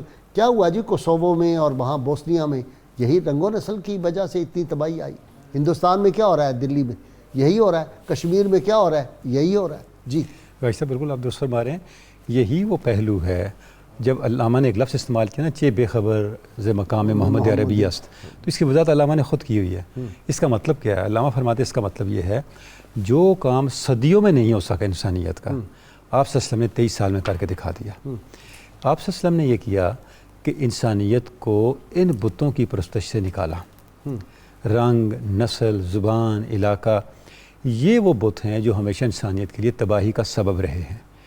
آپ صلی اللہ علیہ وسلم نے اس سے نکال کے وَلَقَدْ كَرَّمْنَا بَنِي آدَمَ وَحَمَلْنَاهُمْ فِي الْبَرِّ وَالْبَحْرِ، اس انسانیت کو تقریب انسانیت کے مقام پہ لیا گیا ہے۔ آدمیت، احترام آدمی، باخبر شو از مقام آدمی۔ علامہ کہہ رہے ہیں کہ آدمیت نام ہی اس کا ہے کہ آپ کے دل میں دوسرے آدمی کا مقام کیا ہے۔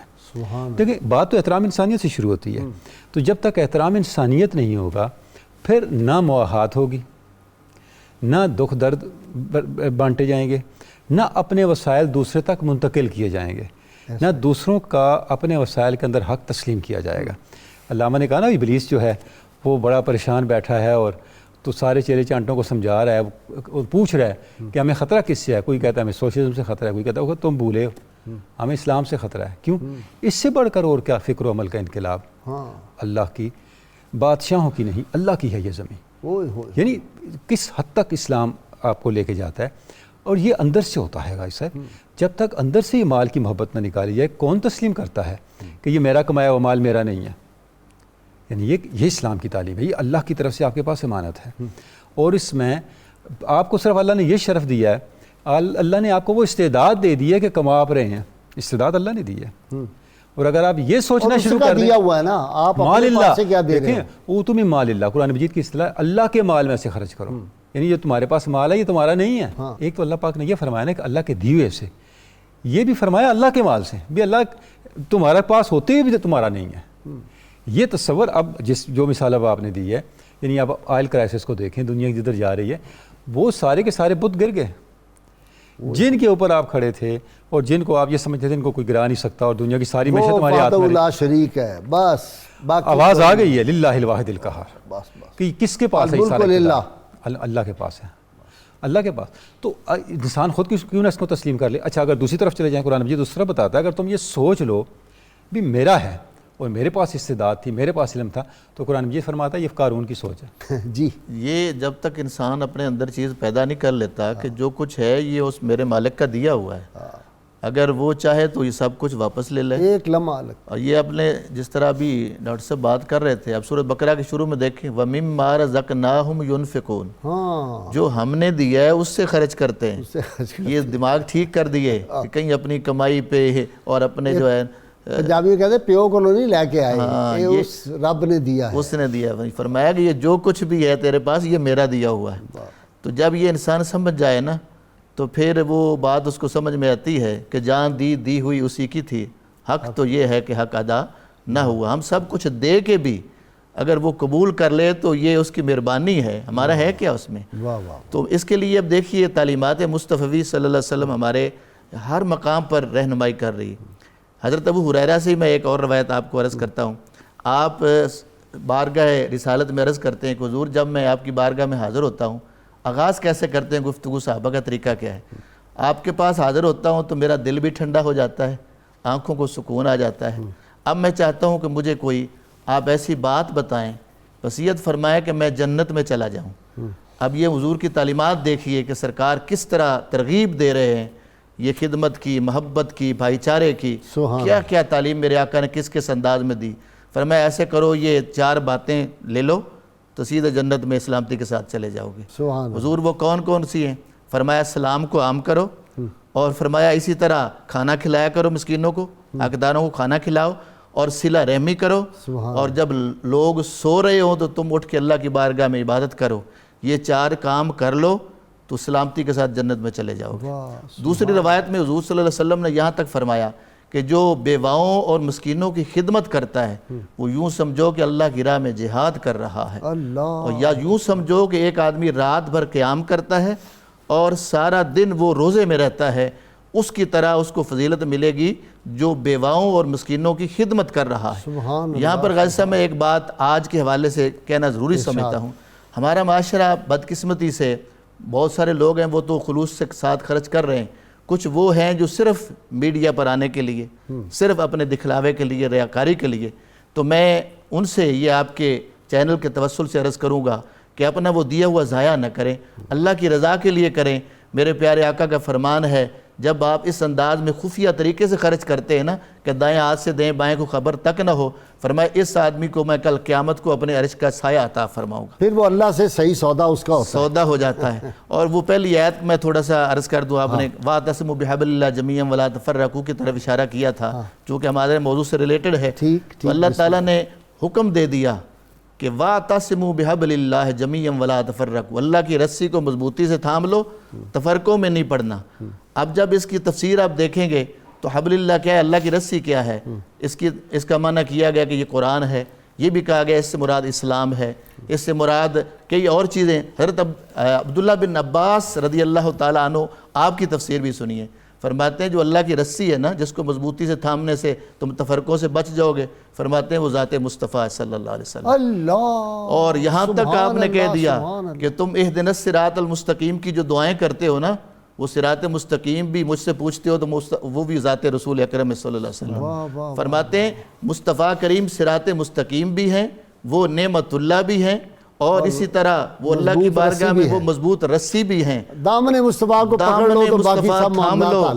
چونکہ جو قرآن کہہ رہے ہیں قرآن پہ بھی تب عمل ہوگا جب صاحب قرآن سے تعلق جو غیر مشروط محبت اور لامحدود وفاداری. جب تک یہ بات نہیں بنے گی تو اس وقت تک کام نہیں چلے گا. اچھا بشارت, وہ واقعہ آپ کے ذہن میں ہوگا کہ حضرت ابو ذر غفاری رضی اللہ تعالیٰ نے ایک دفعہ سیدنا بلال حبشی سے کہہ دیا وہ کالی رنگت والے, تو آپ صلی اللہ علیہ وسلم نے اس کو ناپسند فرمایا. تو جو ہی ان کو یہ احساس ہوا تو وہ زمین پہ لیٹ گئے. انہوں نے کہا مجھے معاف کر دو, انہوں نے کہا معاف کیا. انہوں نے کہا نہیں اس طرح نہیں, اپنا پاؤں دو.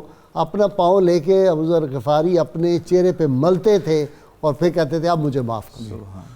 یہ مساوات کا یہ دیکھیں. آپ دیکھیے کہ جس طرح ڈاکٹر تنولی صاحب نے شروع میں اشارہ کیا تھا حضرت سیدنا بلال حبشی رضی اللہ تعالیٰ عنہ کی اذان کے حوالے سے, تو اس وقت وہ 3 لوگ جنہوں نے وہاں گفتگو کی تھی, اور ابو سفیان جو اس وقت وہاں موجود تھے, تو انہوں نے کہا میں تو کوئی بات نہیں کرتا کیونکہ میں نے سنا ہے کہ ان کو بات پہنچ جاتی ہے, تو اس وقت پتہ چل جاتا ہے. تو مفسرین نے لکھا کہ یہ جو آیت ہے نا کہ ہم نے جو قبیلے بنائے ہیں یہ تعارف کے لیے ہیں, یہ نسلی تعصب کے لیے اور فخر کے لیے نہیں ہے. یہ آیت اس وقت اتری تھی. اچھا اس وقت یہ آیت اتری.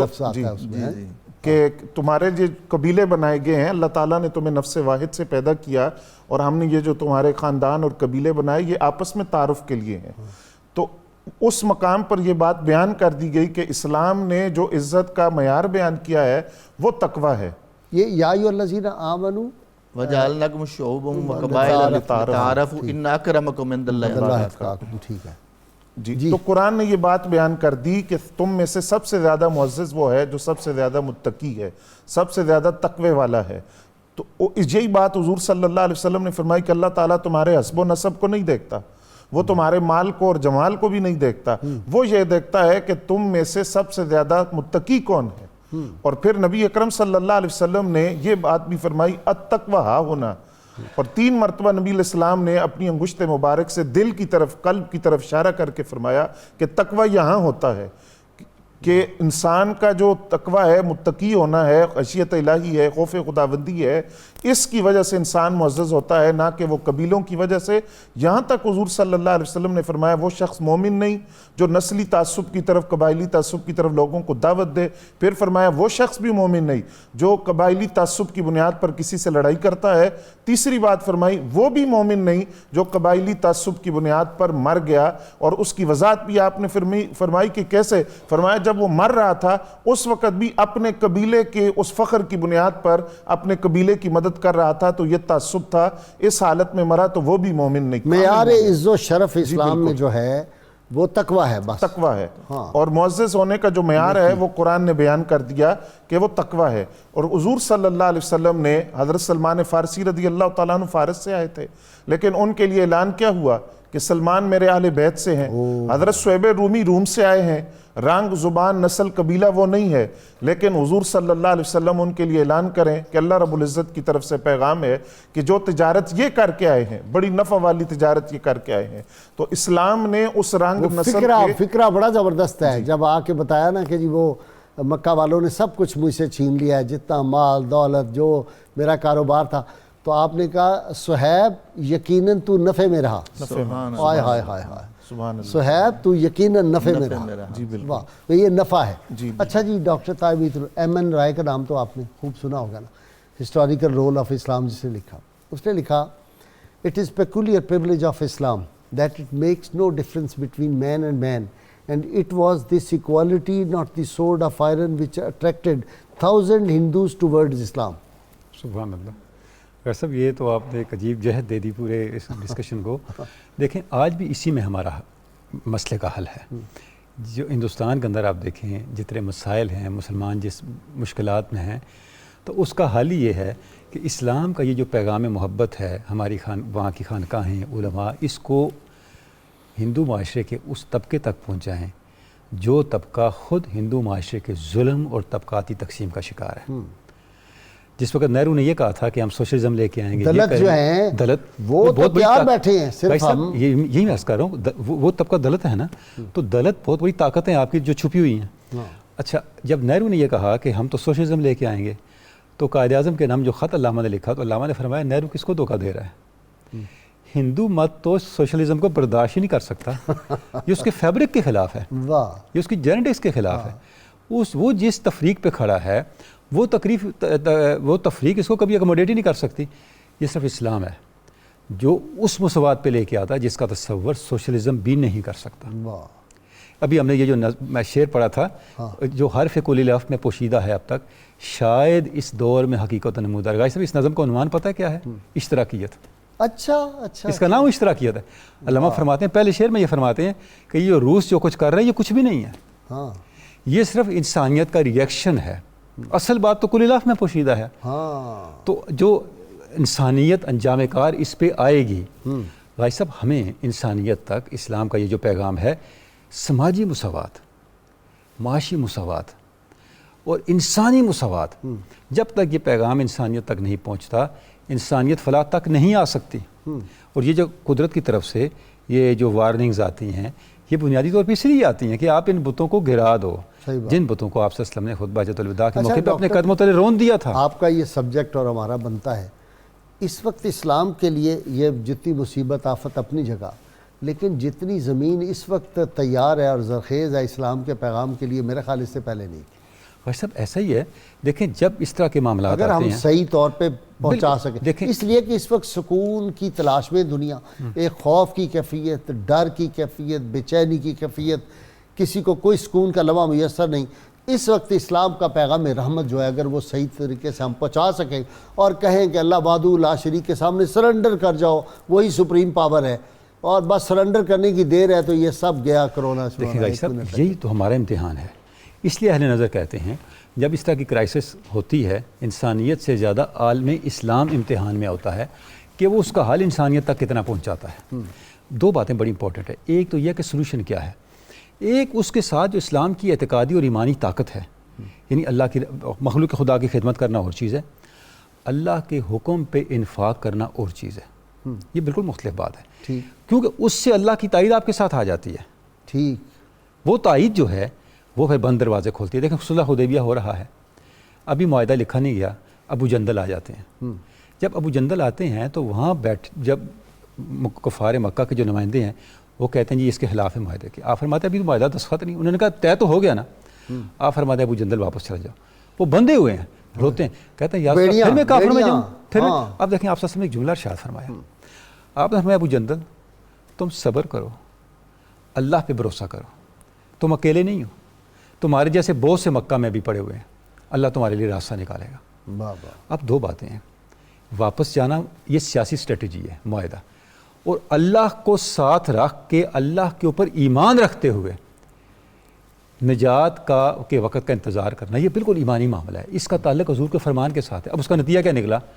ابو جندل اکیلے نہیں آئے، اتنے لوگ آئے کہ مدینہ کے ساتھ ایک نئی اسلامی ریاست بن گئی، اور منت کی کہ جناب یہ ابو جندل کو واپس ریاست بن گئی. یعنی اس سے ہمارے لیے آئینی مسائل بھی حل ہوئے کہ ایک وقت میں 2 اسلامی ریاستیں ہو سکتی ہیں. آپ صلی اللہ علیہ وسلم اس کو ڈس اون نہیں کیا.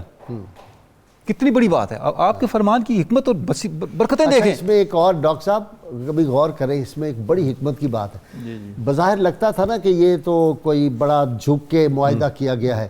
اس پہ ڈاکٹر حمید اللہ مرحوم نے بہت کمال کی بات لکھی. اس نے کہا دنیا کا اصول ہے اسٹوپ ٹو کانکر، ایک پرنسپل ہوتا ہے.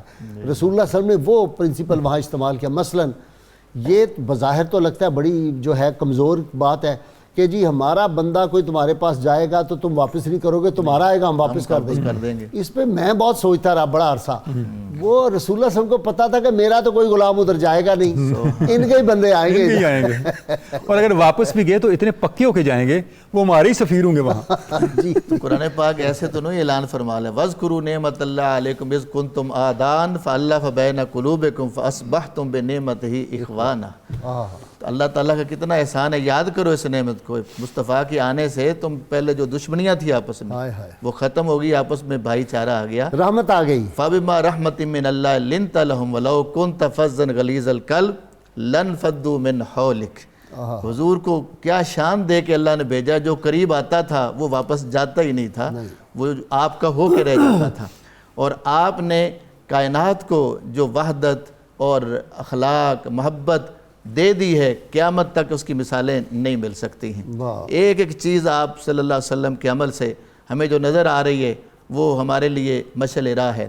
اور دوسری چیز جو آپ اشارہ فرما رہے تھے آج کے دور میں، تو ضروری ہے کہ آج ہم یہ دعوت فکر دیں کہ اس بارگاہ کی طرف لوٹیں. یا ایھا الناس اعبدوا ربکم الذی خلقکم نفس واحدۃ خلق منها زوجها وبث مختلف مقامات رجالا کثیرا ونساء واتقوا اللہ الذی تساءلون به والارحام.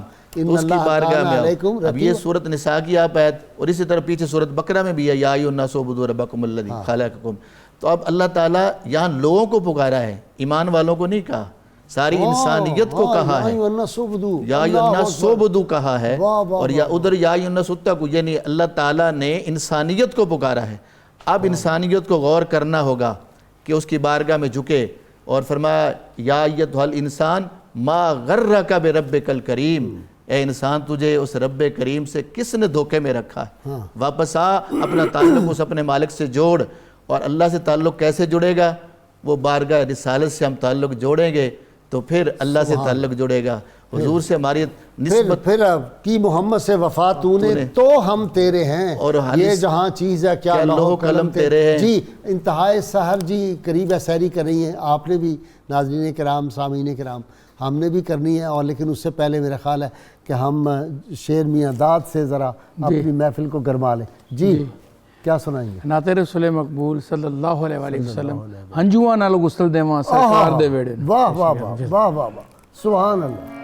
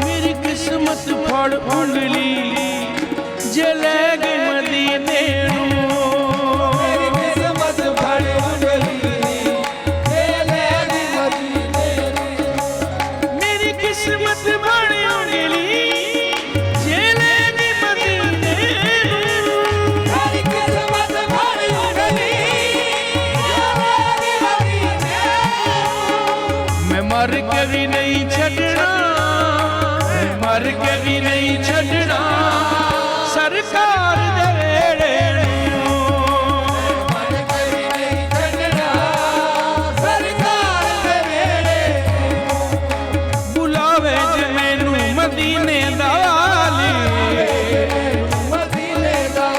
بلاوے جے مینوں مدینے دا والی میں رج رج کے ویکھاں سنہری اجالی ہاں بلاوے جے مینوں مدینے دا والی میں رج رج کے ویکھاں سنہری اجالی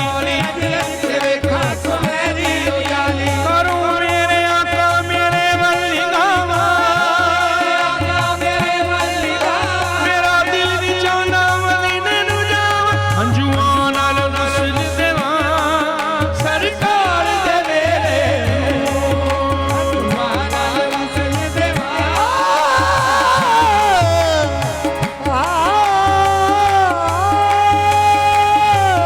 ہنجواں نال غسل دیواں سرکار دے ویڑے ٹھنڈیاں نے جتھے چھاواں چھاواں چھاواں ٹھنڈیاں نے اوتھے چھاواں چھاواں چھاواں پرکیف نے ہواواں ٹھنڈیاں نے اوتھے چھاواں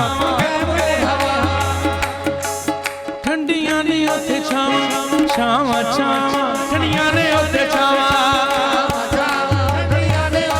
وہ جتھے مدینے دے ڈیرا اے ٹھنڈیاں نے اوتھے چھاواں چھاواں چھاواں نج دڑی اوتھے ٹر چلیے ٹھنڈیاں نے اوتھے چھاواں چھاواں چھاواں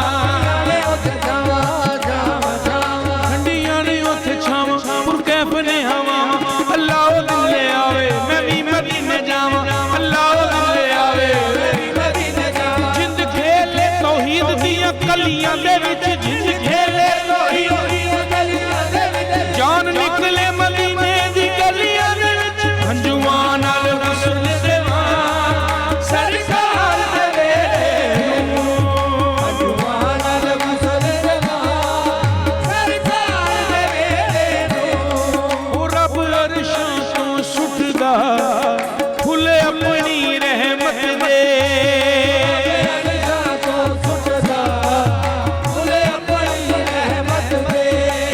رب عرشاں تو سٹدا پھل اپنی رحمت دے خوشبو لٹاوندا اے خوشبو لٹاوندا اے دلدار دے ویڑے ہنجواں نال غسل دیواں سرکار دے ویڑے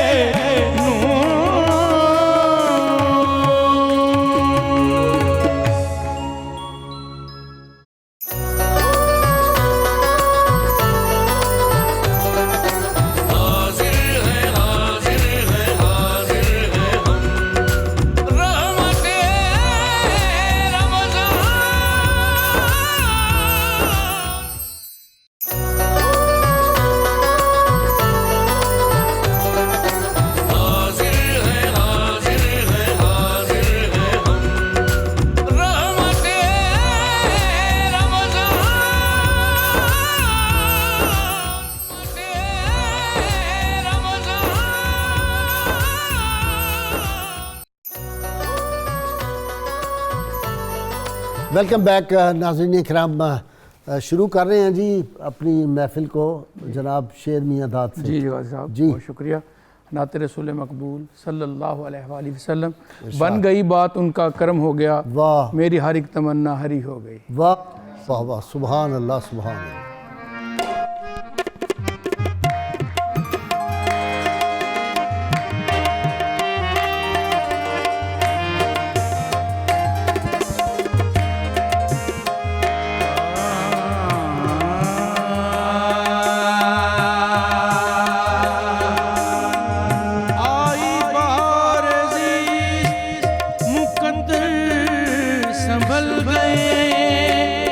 سرکار کے قدم میری قسمت بدل گئے، صلی علی یہ نام محمد صلی اللہ علیہ وآلہ وسلم کی برکت طوفان آفتوں सर से टल गए, बन गई बात उनका करम हो गया, बन गई बात उनका करम हो गया। मेरी हारी थी तमन्ना हरी हो गई, बन गई बात उनका करम हो गया।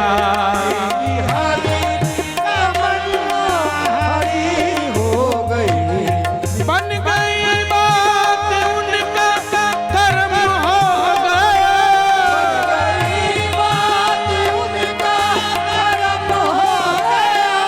मेरी हर तमन्ना हरी हो गई, मेरी हर तमन्ना हरी हो गई। मेरे लब पे मोहम्मद का नाम आ गया,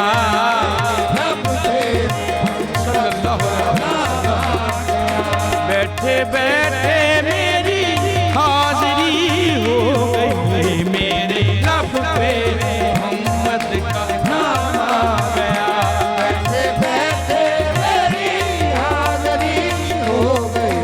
मुझ पे रहमत हुई मेरे रब की बड़ी, रहमत हुई मेरे रब की बड़ी, मेहरबान गया कमली वाला नबी, कमली वाला नबी मेहरबान गया, कमली वाला नबी मेहरबान गया। आका ने आके ख्वाब में जलवा दिखा दिया, मैं सो रहा था मेरा मुकद्दर जगा दिया, कमली वाला नबी मेहरबान गया,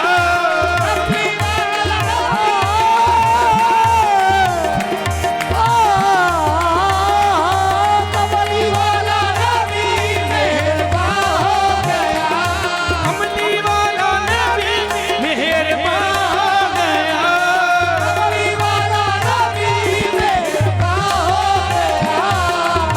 वाला नबी मेहरबान गया, मैं इस कर्म पे कहाँ था काबिल, हुजूर की बंदा परवारी है, कमली वाला नबी मेहरबान गया, कमली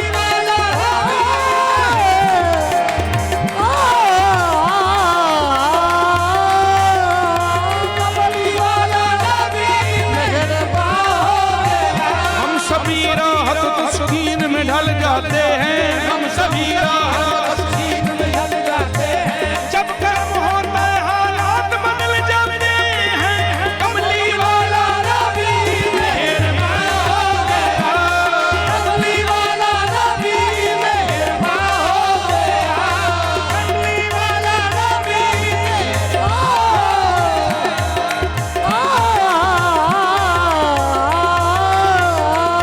कमली वाला नबी मेहरबान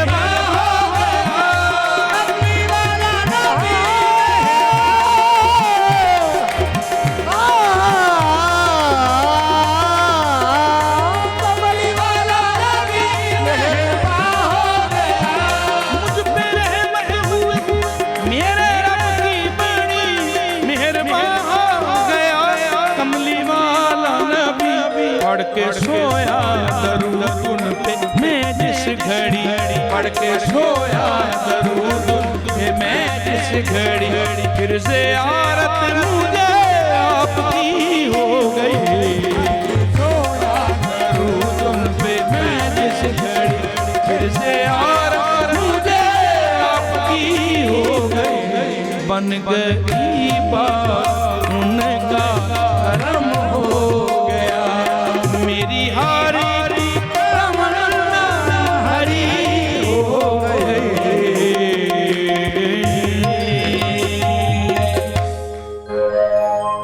वाह जी, सुभान अल्लाह सुभान अल्लाह, बहुत खूब पढ़ा है शेर मियां दादा आपने। नाज़रीन किराम, रहमत कौनैन सल्लल्लाहु अलैहि वसल्लम ने इरशाद फरमाया कि जो शख्स अल्लाह की रज़ा और खुशनुदी के लिए, ये मिशकात शरीफ की हदीस है, उसके नेक बंदों से मोहब्बत की जिसने, और अल्लाह के लिए किसी काफिर या अल्लाह के नाफरमान और दुश्मन अल्लाह और रसूल के जो हैं उनसे बुग़्ज़ रखा, और अल्लाह ही के लिए किसी को कुछ अता किया, और अल्लाह ही के लिए किसी को बुराई और गुनाह वग़ैरह से रोका, तो पस उसने अपना ईमान मुकम्मल कर लिया। मुसलमान का ईमान ये है कि उसका मोहब्बत भी अल्लाह के लिए, उसका बुग़्ज़ भी अल्लाह के लिए, उसकी पसंद भी अल्लाह के लिए, उसकी नापसंदीदगी भी अल्लाह और रसूल के लिए हो। जी तनोली साहब, आपकी तरफ आ रहा हूँ।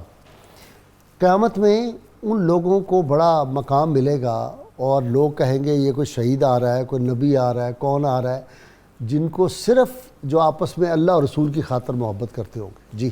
जी भाई साहब, बिल्कुल लिल्लाहियत जो है यही ईमान का तकाज़ा है। यानी जब हम अल्लाह पे ईमान रखते हैं तो इसका मतलब यह है कि हमारी तरजीह औला अल्लाह की ज़ात है। ठीक। अब हमारी हर पसंद नापसंद, हमारी तरजीहात का तयन सब इसी रेफरेंस से होगा, इसी हवाले से होगा। तो ये तो ईमान का बड़ा बुनियादी तकाज़ा है।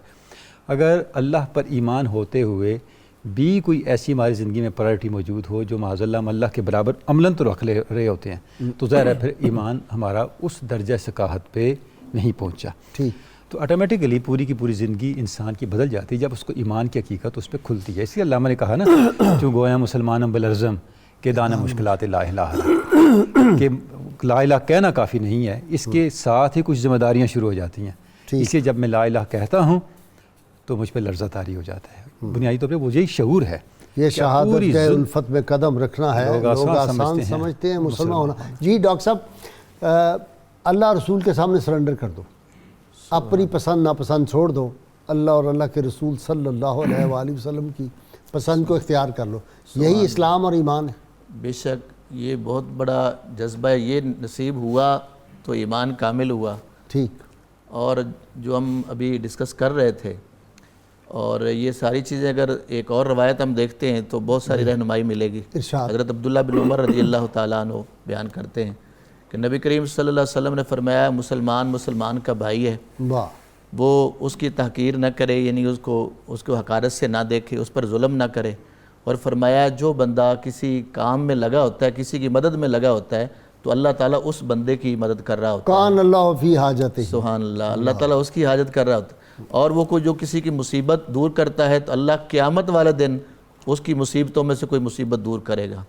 और जो किसी पर पर्दापोशी करता है, अल्लाह क़यामत वाले दिन उस पर पर्दापोशी फरमाएगा। सुभान अल्लाह। कितना खूबसूरत निज़ाम प्यारे मुस्तफ़ा करीम सल्लल्लाहु अलैहि वसल्लम ने हमें दे दिया कि आपस में ताल्लुकात, मोहब्बतें, प्यार।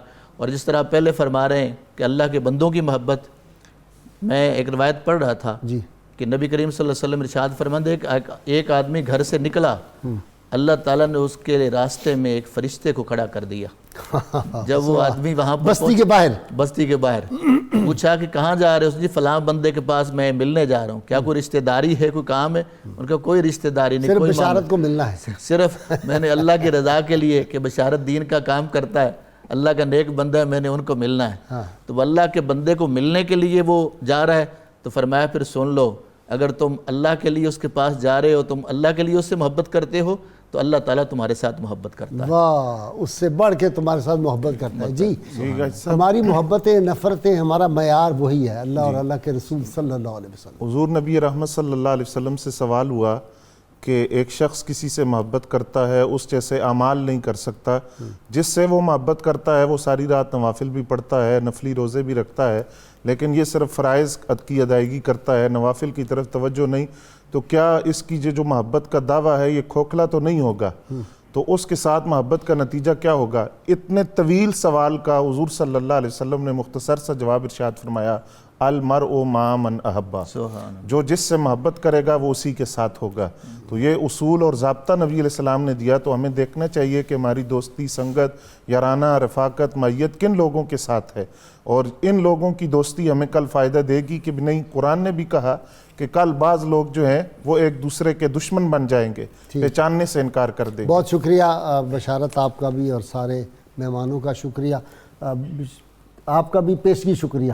ابھی آپ کا میڈلے تو ہمیں سنانا ہے۔ ناظرین کرام، کل میں بھول گیا تھا جی، برکت الاثر بابا جی انوار حسین جلو عالوی رحمۃ اللہ علیہ پچھلے برس ہمارے ساتھ تھے۔ کل سیدہ فاطمہ سلام اللہ علیہ کا جو یوم وصال پہ پروگرام تھا، پچھلے سال ہمارے ساتھ تھے، تو ان کے خانقاہ سے مجھے انہوں نے بھیجا کہ بابا جی نے جو پچھلے سال شعر سنایا تھا وہ سنائے، تو کل میں بھول گیا پروگرام کے دوران، آپ کو پتہ ہے کئی ذہن میں چیزیں چلی، تو وہ میں شعر آج پڑھ رہا ہوں۔ سیدہ فاطمہ سلام اللہ علیہ کے لیے بابا جی نے لکھا تھا، حجاب عصمت سے اذن لے کر میں شان بنت رسول لکھوں، حجاب عصمت سے اذن لے کر میں شان بنت رسول لکھوں، قلم کے اوپر نقاب دے کر ادب سے لفظ بطول لکھوں۔ اللہ تعالیٰ ان کے درجات بلند فرمائیں۔ دعا فرمائیں گے جی ہم مل کے سب، اور اس کے بعد پھر انشاءاللہ ہم نعرے کے بعد میڈلے سنیں گے شیرمی اداد سے۔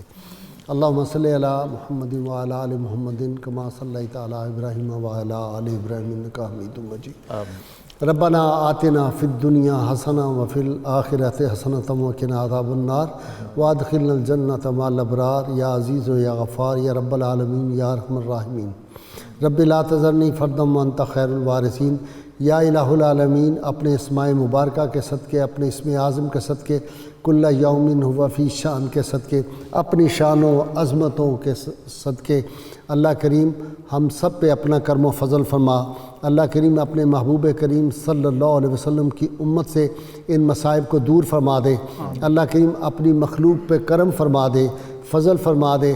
اللہ کریم ان دعاؤں کا صدقہ جو آپ کے محبوب صلی اللہ علیہ وسلم نے راتوں کو اٹھ کے اس امت کے لیے کی تھی، اللہ کی ان سجدوں کا صدقہ جو سیدہ فاطمہ سلام اللہ علیہ نے کر کے اس امت کے لیے دعائیں کی تھی، اللہ کریم شہدائے کربلا کے صدقے، شہدائے احد، شہدائے بدر کے صدقے، اصحاب صفہ کے سجدوں اور عبادتوں اور ریاستوں کے صدقے، اللہ کریم صحابہ کرام کے صدقے، شہدائے اسلام کے صدقے، اور امام العاشقین سیدنا بلال حبشی، سیدنا اویس کرنی کے صدقے، سید الشہداء سیدنا امیر حمزہ رضی اللہ عنہ شہادت کے سے ہم سے اس مصیبت کو دور فرما دے۔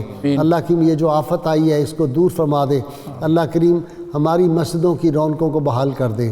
اللہ کریم اپنے گھر کے دروازے ہم پہ کھول دے، اپنے محبوب صلی اللہ علیہ وسلم کا در ہم پہ کھول دے۔ اللہ کریم جو ہم سے خطائیں ان کو معاف فرما۔ رمضان پاک کی برکتوں میں تیرا وعدہ ہے کہ تو ہر دعا کو قبول فرماتا ہے۔ ہم سب سائل ہیں تیری بارگاہ میں کھڑے ہیں، تو وحدہ لا شریک ہے، تیرے علاوہ کوئی وحدہ لا شریک نہیں۔ ہم پہ کرم فرما دے، فضل فرما دے۔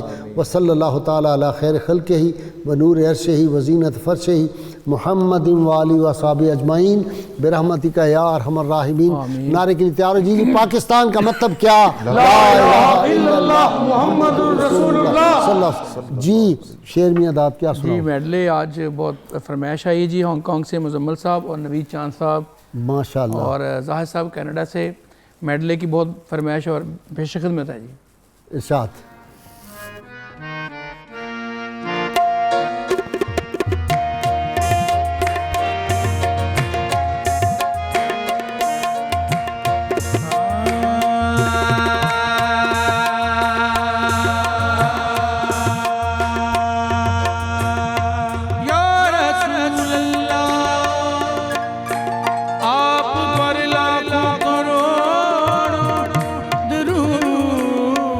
سلام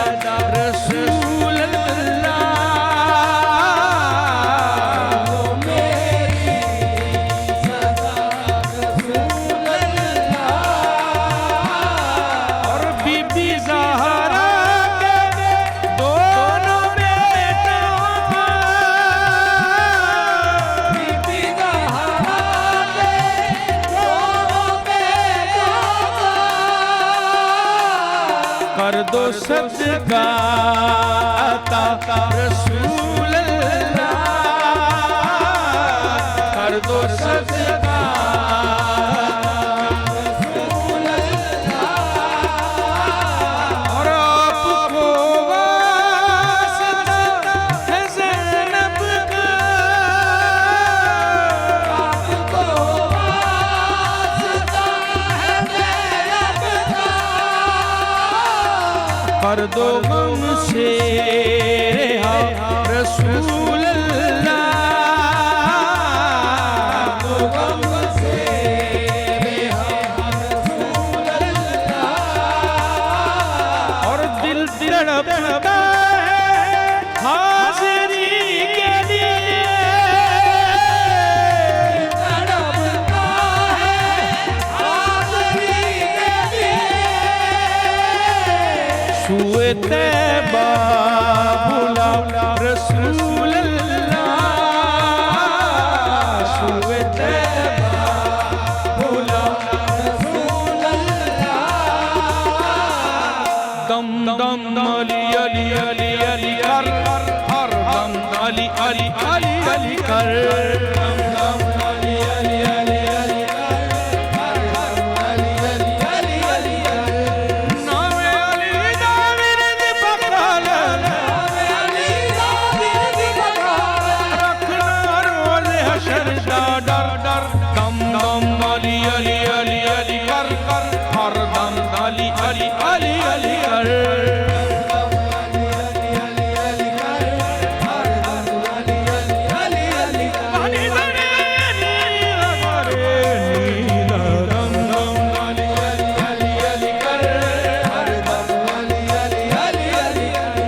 کون کھڑا دربار سے آ کے، کون کھڑا دربار سے آ کے، کون کھڑا دربار سے آ کے، کدی تے داتا پوچھن گے، کون کھڑا دربار سے آ کے، کدی تے داتا پوچھن گے، ہاں کملیاں رملیاں منہ گل لا کے، کملیاں رملیاں منہ گل لا کے، سانو کملیاں رملیاں منہ گل لا کے، کدی تے داتا پوچھن گے، چراغ چیشت شاہ، چراغ چیشت شاہ، اولیاء غریب نواز، چراغ چیشت شاہ، اولیاء غریب نواز، چراغ چیشت شاہ، اولیاء غریب نواز، چراغ چیشت شاہ، اولیاء غریب نواز، میرے حضور میرے خواجہ میرے حضور میرے اے پیشوا غریب نواز، میرے حضور میرے پیشوا غریب نواز، میں پنچھی جو فریدن دا، سیو باغ میرا پاک وطن میں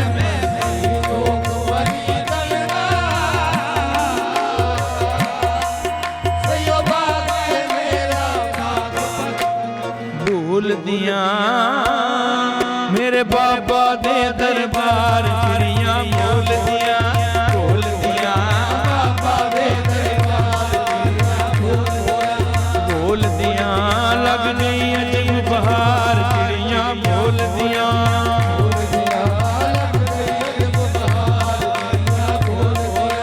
چڑیاں بولن سخی دوارا، صابر پاک دا پیر پیارا، صابر پاک دا پیر پیارا، سب دا اتے ہوئے گزارا، حق فرید دا مارو نارا، جے لنگنا جے پار چڑیاں بول دیاں،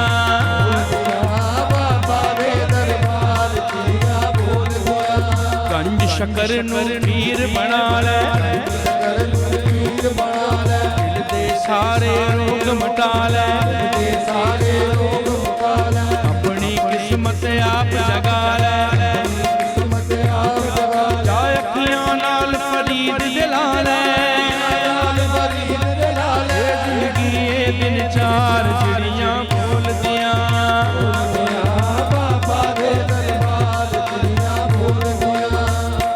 नबी ने वेख्या अली नू आख्या नबी ने वेख्या अली नू आख्या ए मेरे लाल ने हुसैन ते हसन नबी ने वेख्या अली नू आख्या ए मेरे लाल ने हुसैन ते हसन साडी जान ने ते साडा मान ने ए मेरी जान ने ते साडा मान ने बड़े कमाल ने हुसैन ते हसन नबी ने देखया अली नू आख्या ए मेरे लाल ने हुसैन ते गोदी च लेके दोवां आका चुमदे रहिंदे सी गोदी च लेके दोवां आका चुमदे रहिंदे हसनो हुसैन नू तक के सब नू एहो कहंदे सी मेरे जिगर दीन दा ए फखर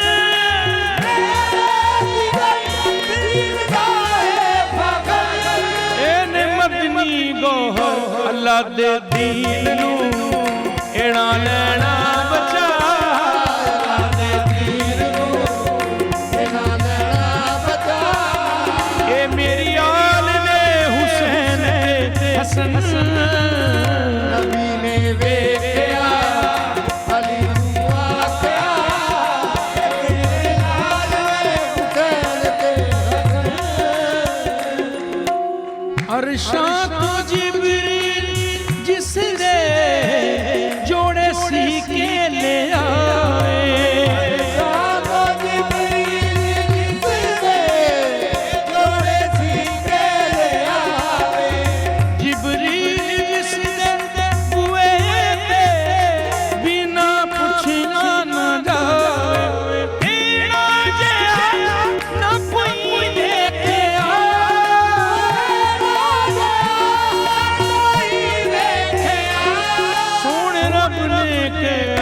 मुकाबला नहीं अली दे लाल दा मुकाबला नहीं अली दे लाल दा है लजपाल ने हुसैन ते हसन नबी ने देखया अली नू आख्या ए मेरे लाल ने हुसैन ते हसन बड़े कमाल हुसैन ते हसन